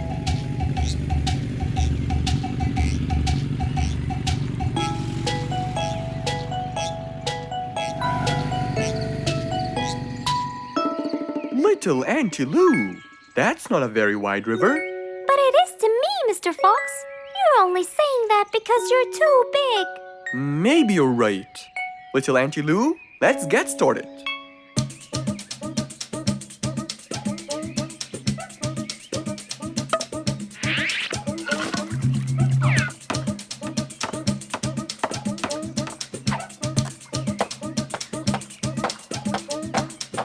Finally, the bridge is complete. Mr. Fox, that's exactly what I wanted. Thank you so much. I'd better be on my way to collect the sugar candies. I've always dreamed of this.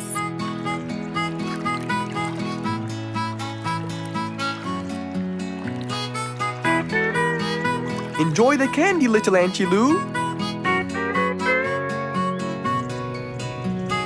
After giving his friend a happy end to the day, Mr. Fox took his car and carefully drove away.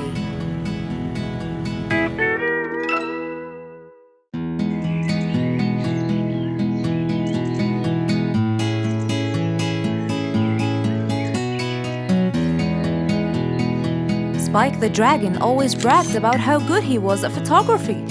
And all he wanted was just one little chance to prove to everyone how talented he was. It didn't take long before someone actually recommended him to be the official photographer of King Rorik the Lion's birthday party. All done and send. Wow! That's a nice picture! Now we know who'll be our photographer. And immediately, Mr. Tiger sent a message to Spike. Oh! Finally, someone recommended me. I won't let them down. I promise. And so, Spike started to train and practice some more.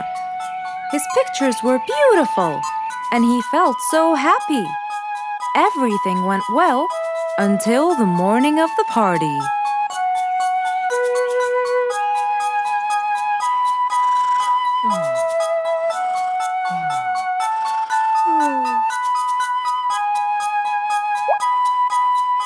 Oh, today's the day! Finally! Maybe I should train some more.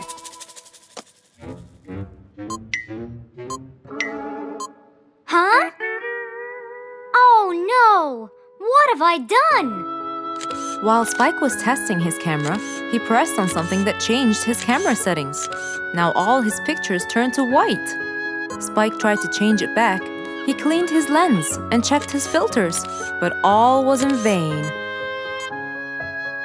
What will I do? Oh, what will I do? I must go to Mr. Fox at once. Feeling so worried and sad, and with no clue what to do, Spike held his camera and flew off to Mr. Fox.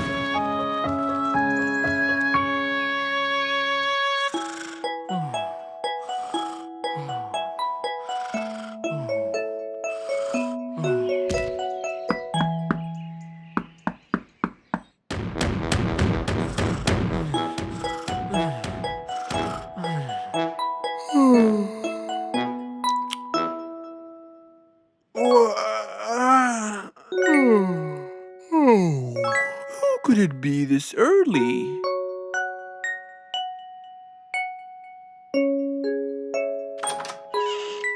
Oh, Spike, it's you. Help me, Mr. Fox. My camera. Help! All white, broken. Help!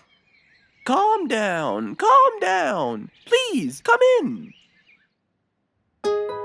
Spike followed Mr. Fox inside. He sat down and started to speak slowly. You know today's the king's birthday party. Yes, and you've been hired as the official photographer. Congratulations, Spike. Oh, Mr. Fox, it would soon be condolences. What? Why? My camera. It's broken. Broken? Yes, I woke up early today and tried to check it. But I found that every picture I take becomes white. Have you checked the lens? Yes, and I re-cleaned them to be sure. But it's no use. And the filter? Everything. The lens and the filter. Can I take a look at it? Mr. Fox held the camera and started to check the settings. Where could I buy another one now? Do you have a professional or digital one? I don't think you'll need it, Spike. I'll go straight to prison, right? No, it wouldn't be fair to send the most talented photographer to prison. They'll all laugh at me. Are you sure about that?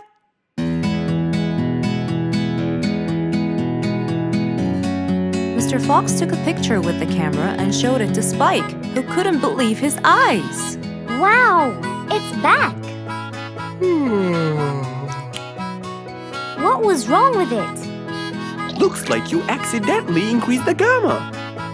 Oh, I forgot to check that. Thank you, Mr. Fox.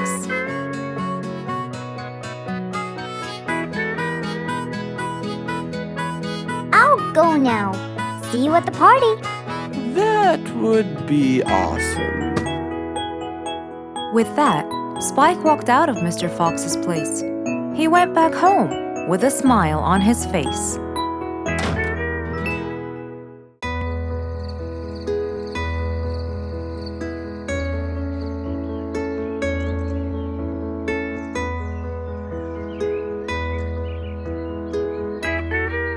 It was a bright, early morning. Mr. Fox woke up and went to wash his face.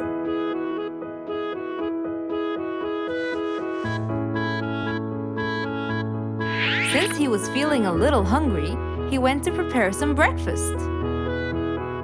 He prepared fruits, some cheese, a fried egg, and some veggies. He looked around for some bread, but couldn't find any. No problem. He'll go to the bakery and buy some. I guess I need to buy some bread from Mrs. Flute's bakery. Then I can have my delicious meal.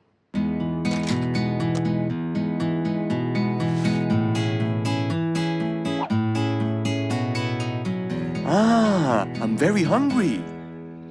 I'm sure glad the bakery is close by. I won't be needing my car.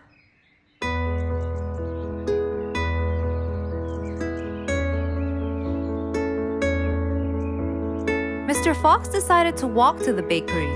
He really enjoyed the early morning breeze. And on his way... Good morning, Mr. Fox. Oh, Mr. Falcon! How are you? Are you getting enough sleep? Yes, I can sleep most anywhere now, and it's all thanks to you, Mr. Fox. Glad to hear that, my friend. See you around.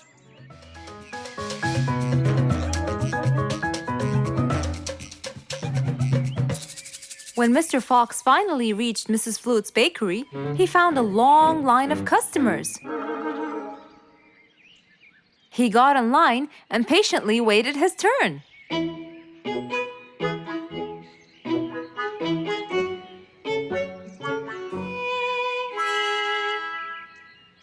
Wow! Looks like everyone wants bread.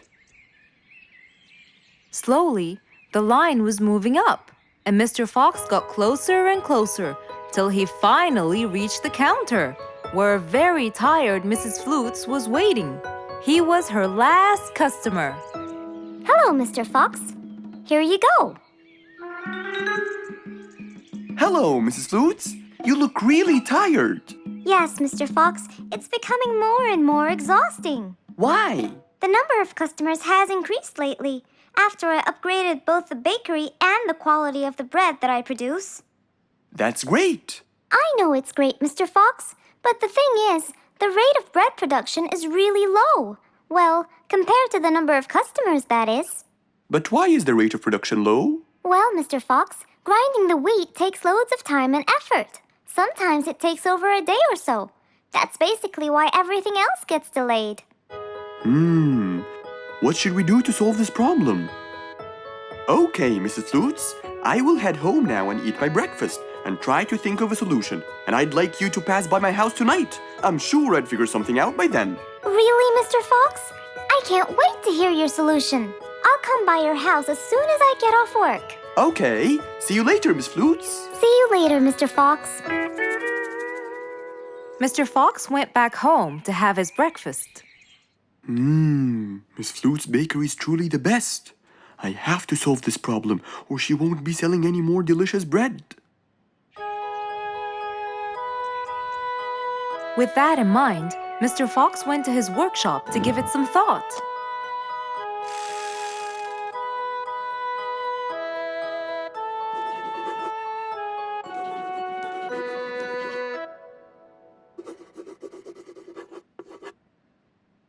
Finally, he had a great idea.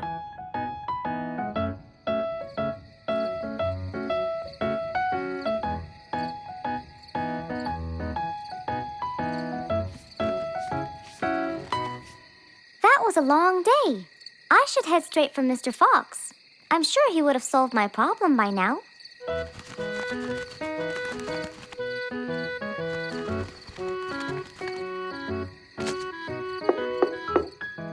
That must be Miss Flutes. Hello, Miss Flutes. Come inside. Hello. Were you able to find a solution to my problem, Mr. Fox? Well, why don't you try this new invention? A new invention for me? That's right. I made it specially for you. That's wonderful. It's a grinding machine to help you grind wheat quickly. Brilliant. But how will it help me? This machine is used to increase the rate of grinding the wheat, which is used to make the bread. So you can use it to grind a whole kilogram in no more than 5 minutes. And with that, the amount of time needed will decrease, and you won't be too exhausted. I'm really grateful to you, Mr. Fox. I have no words to express my gratitude. Friends help each other, Miss Flutes. You're really kind and generous, Mr. Fox. I want you to start using this new device tomorrow, and I will call you to check in every once in a while. Okay, Mr. Fox, I will. I'll be going now. Thank you again. Goodbye, Miss Flutes, and have a good night. And so, Mr. Fox waved goodbye to Mrs. Flutes. Then, he sat on his comfortable sofa. He looked out his window and admired the jungle he lived in for so long. He happily thought to himself, I love helping my friends.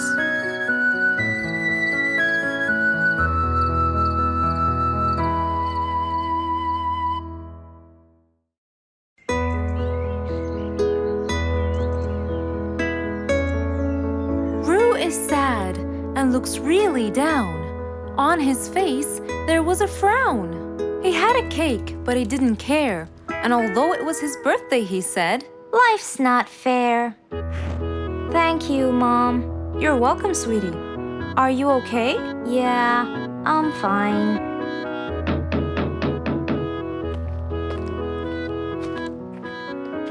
Oh, look who's here. It was Roo's best friends, Poppy and Fluffs. Hey there! Happy birthday! Wow, neat birthday cake. Yeah, just a normal birthday cake, traditional birthday hat, and the same old wishes over and over again. Roo, are you okay?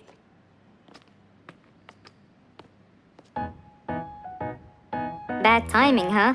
He looks sad. I know, but the cake is still here. Oh, stop it. We have to help him feel better. It's his special day. A little bite won't hurt. Oh, sure, the cake won't hurt. But what about my fist? Fine, fine. What do you have in mind? Let's go. Where to? I know someone who can help. Mr. Fox? Duh. In an attempt to help their friend, Poppy and Fluffs went to Mr. Fox. Only he would know what to do.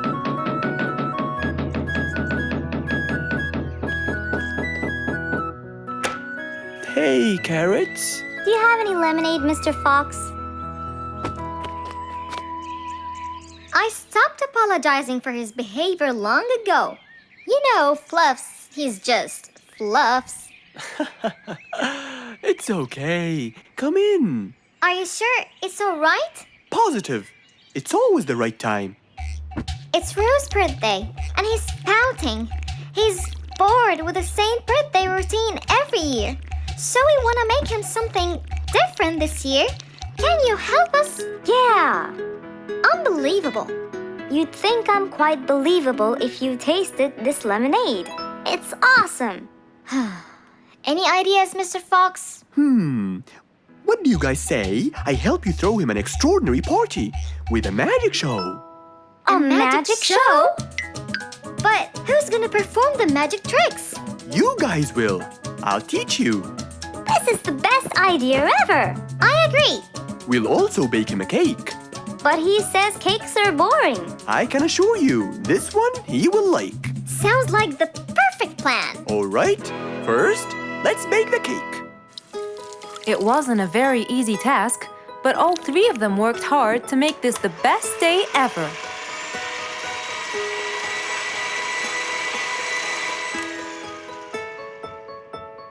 This is the coolest birthday cake ever. Now for the magic tricks. We need a bottle of water left in the freezer for around 2 hours and a plate full of ice. We'll also need some food coloring and soda. I'll get the color blue. I'll get the green and the yellow. And I think I'll get the red. We are all set now, I think. Not yet. What else do we need? Invisible ink. Huh? Fluffs and I will pour it over everything, including ourselves. And you, Pops, will give Roo this magic glitter. When he sprinkles it, everything will become visible. Cool. Let's go.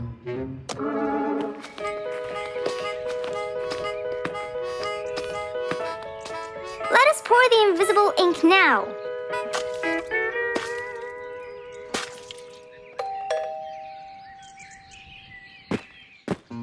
Hey, Roo! Hey, What are you doing? just sitting here, bored. Well, not for long. Yeah, right. Well, think again. Happy birthday. What's this? You have to sprinkle it around to find out. Where? First, on the table. Wow! How did you do that? It's a donut cake! Now try sprinkling all around. This is impossible! It's the coolest thing ever! It's not over yet. Happy birthday, happy birthday, happy birthday to you. I can't believe you guys did all this for me! All thanks to Mr. Fox. He was a great help. I can't believe you guys! Thanks! That's what friends are for. Mom, come and see! What wonderful friends you have, Roo! Yeah, I think so too. Because of his friends, Roo's birthday was extra nice. One celebration was not enough, so they celebrated twice.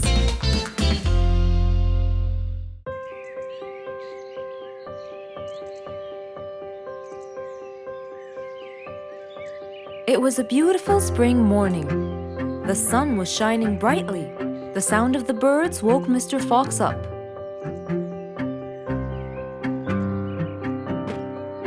He changed his shirt, put on his tie, and his vest. Then he drank his tea. It was delicious. After reading a shop manager ad, he got into his car and drove off.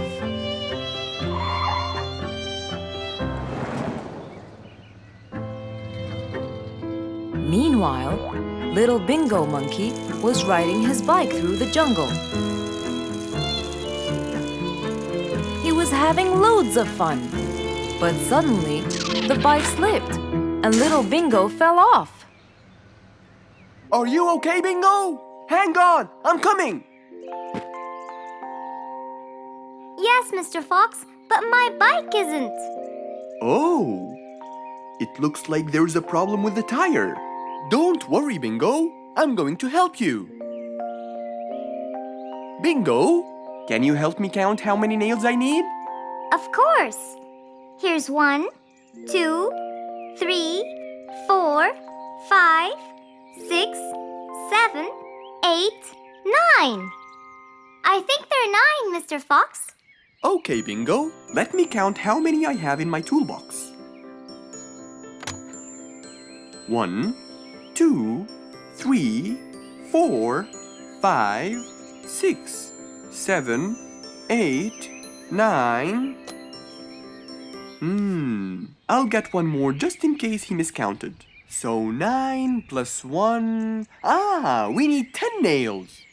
That's easy.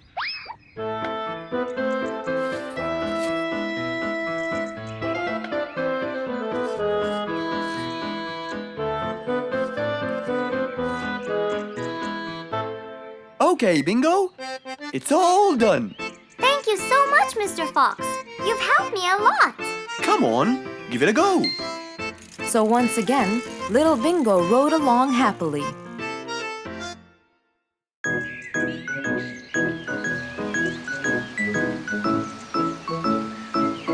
It was a beautiful Saturday morning. Since the sun was shining and the weather was nice, Mr. Fox thought it was perfect for morning exercise.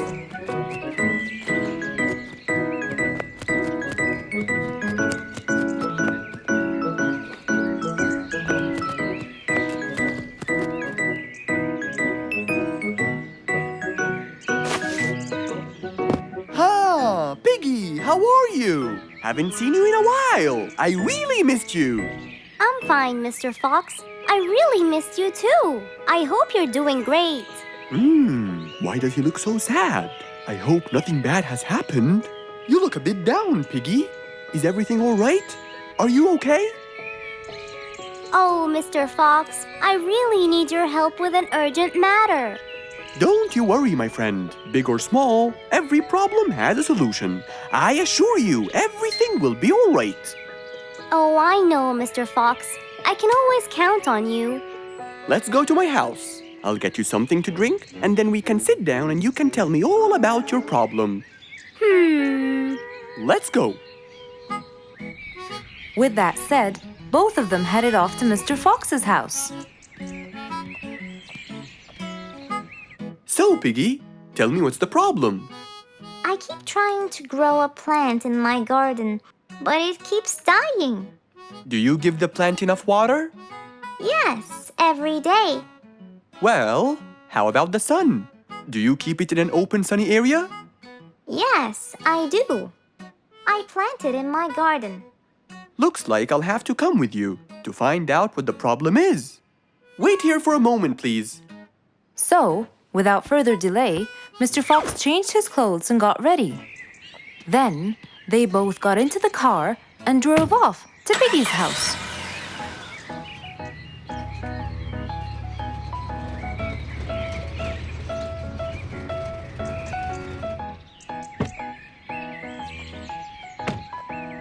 Look, Mr. Fox. These are the plants I told you about.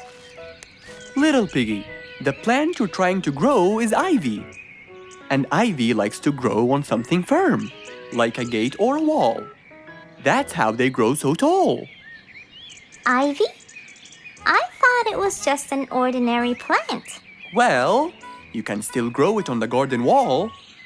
Piggy, do you have a ladder? Yes, Mr. Fox. Over there. Okay, come with me. Hand me the drill, please.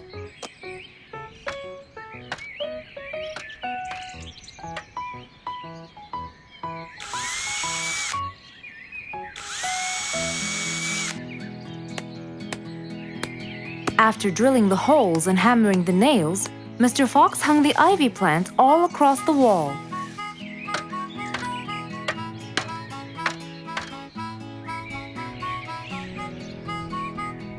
Now, when the ivy grows, it will find this wire to hold on to.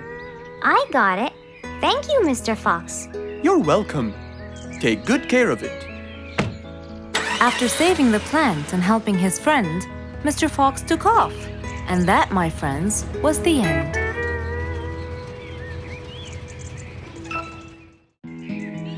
One day, the whole jungle decided to celebrate their new king, Rorik the lion.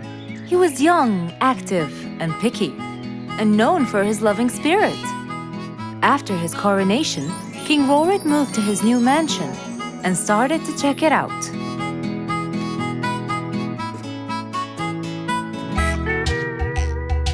Great, and that's my throne, right? Exactly, Your Honor. Well, I'd better check it out. Yes, please do.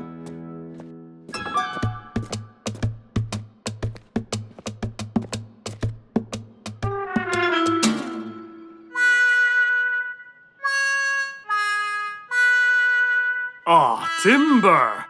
That's too uncomfortable. But Your Honor, it was made especially for you. Not good enough. With a sad look on his face, Timber went to call Mr. Fox and ask him for help. Meanwhile, Mr. Fox had just finished his morning exercises and was heading back home.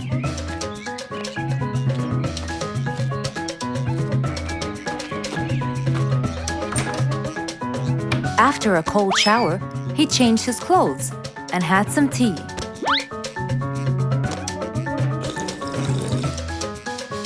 Then, he quickly read about the king's coronation in the newspaper.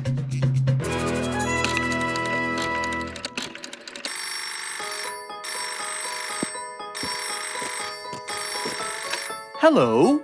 Hello, Mr. Fox. Can you please, Hello, Mr. Fox. This is Rorik. Oh, hello, Your Highness. How may I help you? I need you to come immediately. There's a huge problem, and I'm pretty sure that you're the only one who can help. I'll be right there. So, Mr. Fox quickly took his keys, hopped into his car, and drove towards the king's manor.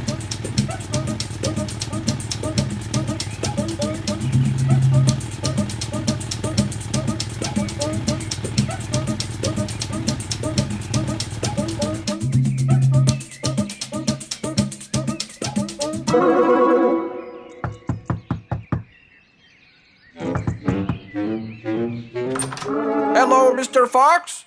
One moment, please. Your Majesty, Mr. Fox has just arrived outside requesting an audience. Of course. Let him in. Come in, Mr. Fox. His Majesty is waiting for you. Good morning, Your Highness. What seems to be the problem? Oh, Mr. Fox. Good, you came quickly. Always at your service.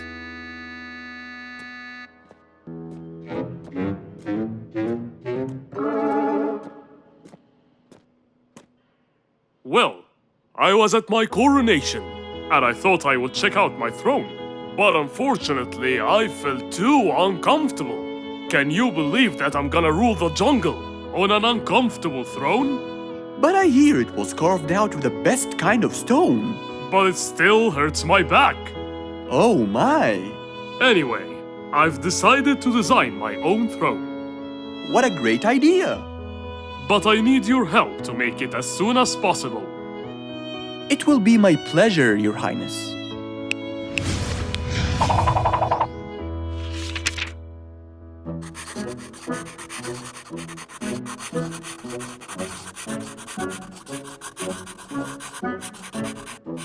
Mr. Fox designed a new throne for the king, but the king didn't seem to like it. I know just the thing for you. Mr. Fox took his tape measure and got to work. He took measurements and made estimations.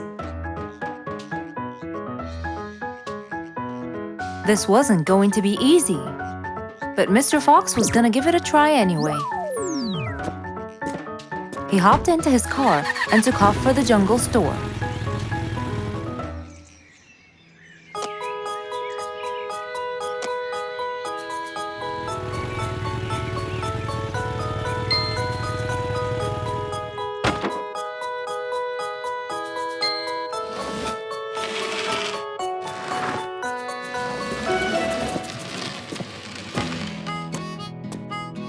All done. Can you please try it now?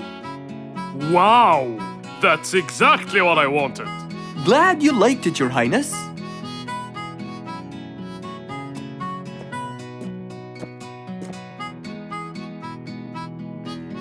And there you have it, the new king of the jungle.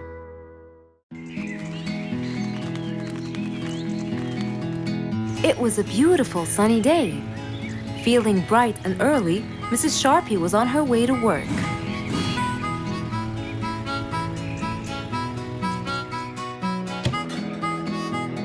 Good morning, Sharpie. Good morning, Emma. You're looking good today, Sharpie. Thank you.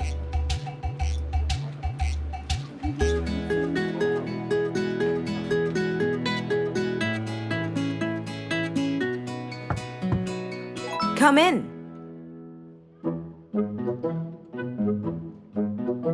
Good morning, Mrs. Susan. Oh, good morning, Sharpie. Today's gonna be a special day.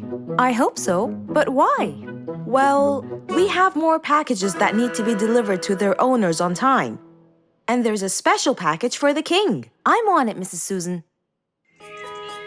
After piling them all up, Mrs. Sharpie went to deliver the packages.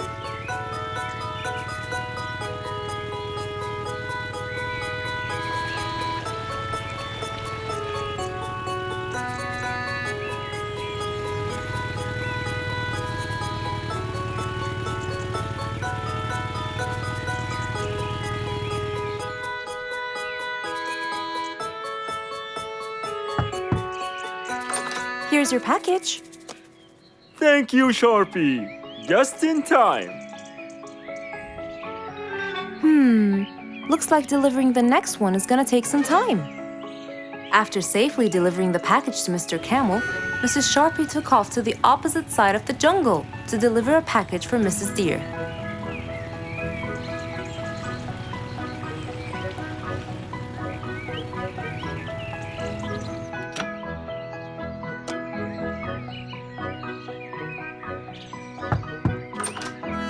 Here's your package. Thank you. But why were you late? I waited all morning. Next was Mrs. Bird's package, and that was south of the jungle. That was very tiring for Mrs. Sharpie.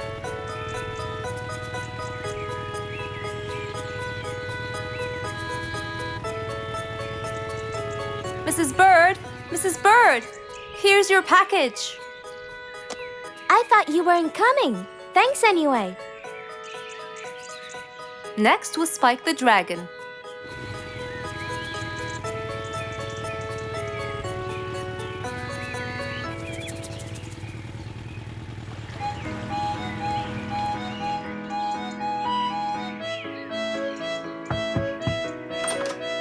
Here's your package. You know, I never thought you'd be late. Oh no! It's the last package I'm delivering today. I hope the king is not too upset that I'm late. Worried and a little scared, Mrs. Sharpie took off to deliver the last package. She was already late as it is.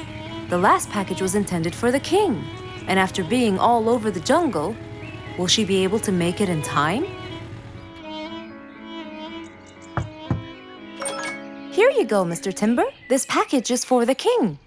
Thank you, Sharpie. But the king was worried and a bit upset. Why? Well, he had to wait all day for this package. You're not usually late, Sharpie. He was very upset. My sincerest apologies. I'll be more careful next time. Mrs. Sharpie was very tired and really upset. Having to deliver packages all over the jungle was no minor task. So, she decided to go to Mr. Fox and ask for his help. Oh, hello, Mrs. Sharpie. How have you been? I'm not good at all, Mr. Fox. You have to help me. What happened? I've got a lot of letters and packages, and I keep flying east and west all over the jungle. This won't do, Mr. Fox. I'm so tired. Oh, Mrs. Sharpie, you do look exhausted. Please come in and we'll figure this out together. Would you like a cup of hot chocolate? No, I just want to find a solution, Mr. Fox. Okay. Tell me what the problem is exactly. I get too much letters, so I fly to deliver them. I find that the first letter should be delivered to the western part of the jungle, so I fly and deliver it, just to find that the next one is in the eastern part of the jungle. And when I fly and deliver it there, I find that the one after it is in the north. And after that, it's west again. And it's all driving me crazy. Calm down, Mrs. Sharpie. There must be a solution to all of this. That's why I came to you.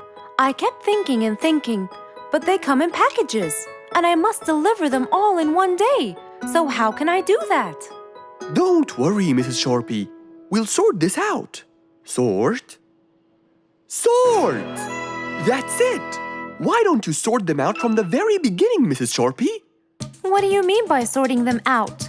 I mean, first, you should read the addresses and sort all the letters that should be delivered north together, and those that should be delivered east together, and so on. And then I'd finish all the north letters together, and the east, and then the south, and then the west, right? Precisely. That's a great idea, Mr. Fox. Thank you so much. Wait, where are you going? I have letters to sort out.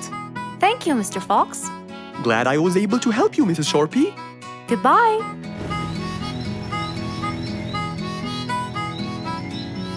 Happy with the solution she got, Mrs. Sharpie took off and looked forward to a new day with her new planned plot. Mr. Fox was known for his kindness in helping others. Everyone went to him for advice, even Woody, the jungle carpenter. After being assigned the task of building a really big ship, he went to Mr. Fox, seeking his wisdom. Mr. Fox listened carefully to what Woody had to say, and in turn, promised to help him. He started a research on shipbuilding, and after hours and hours of hard work, he finally got it. Yes! I've got it! But there is something I need to check first. Mr. Fox went for a walk in the jungle, looking carefully at every tree on his path. Then he stopped in front of one and said, Yes! That's the one! Immediately, Mr. Fox took a paint bucket. He wanted to mark the tree, so he wouldn't forget which one it was. After that, he got into his car and drove off.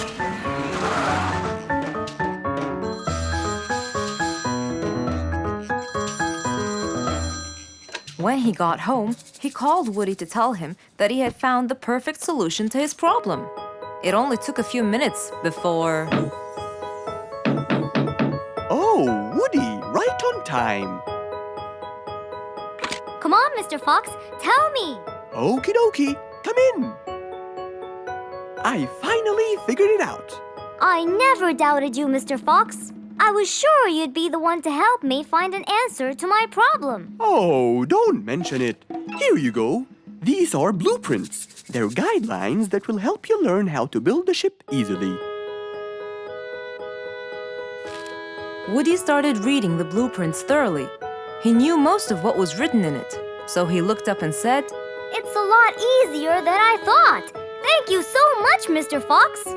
Oh, but Mr. Fox, what about the materials that I'll need to build it? Here's a list of all the materials you'll need. And what about the kind of wood I should use, Mr. Fox? I did extensive reading, and I found out that our ancestors were famous for using teak in the process of building ships, as it's really stiff, strong, and it can also be shaped to have wide planks, which would help the ship to withstand the waves of the sea. But I know you don't know what teak is. Not everyone does. But come along. I think it would be better to show you the tree I found earlier in the jungle. Our jungle? Of course! Everything you dream of can be found in our beautiful jungle. Mr. Fox got into his car with Woody by his side and drove off. They headed towards the tree that Mr. Fox had marked earlier. Here's the tree. Huh? I have loads of that wood in my store, but I never knew that I could use it to build ships.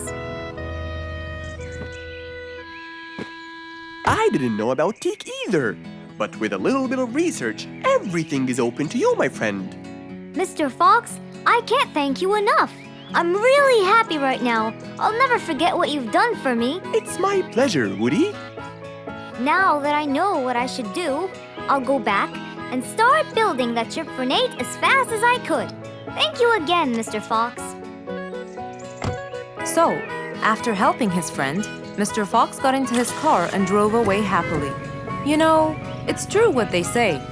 A friend in need is a friend indeed.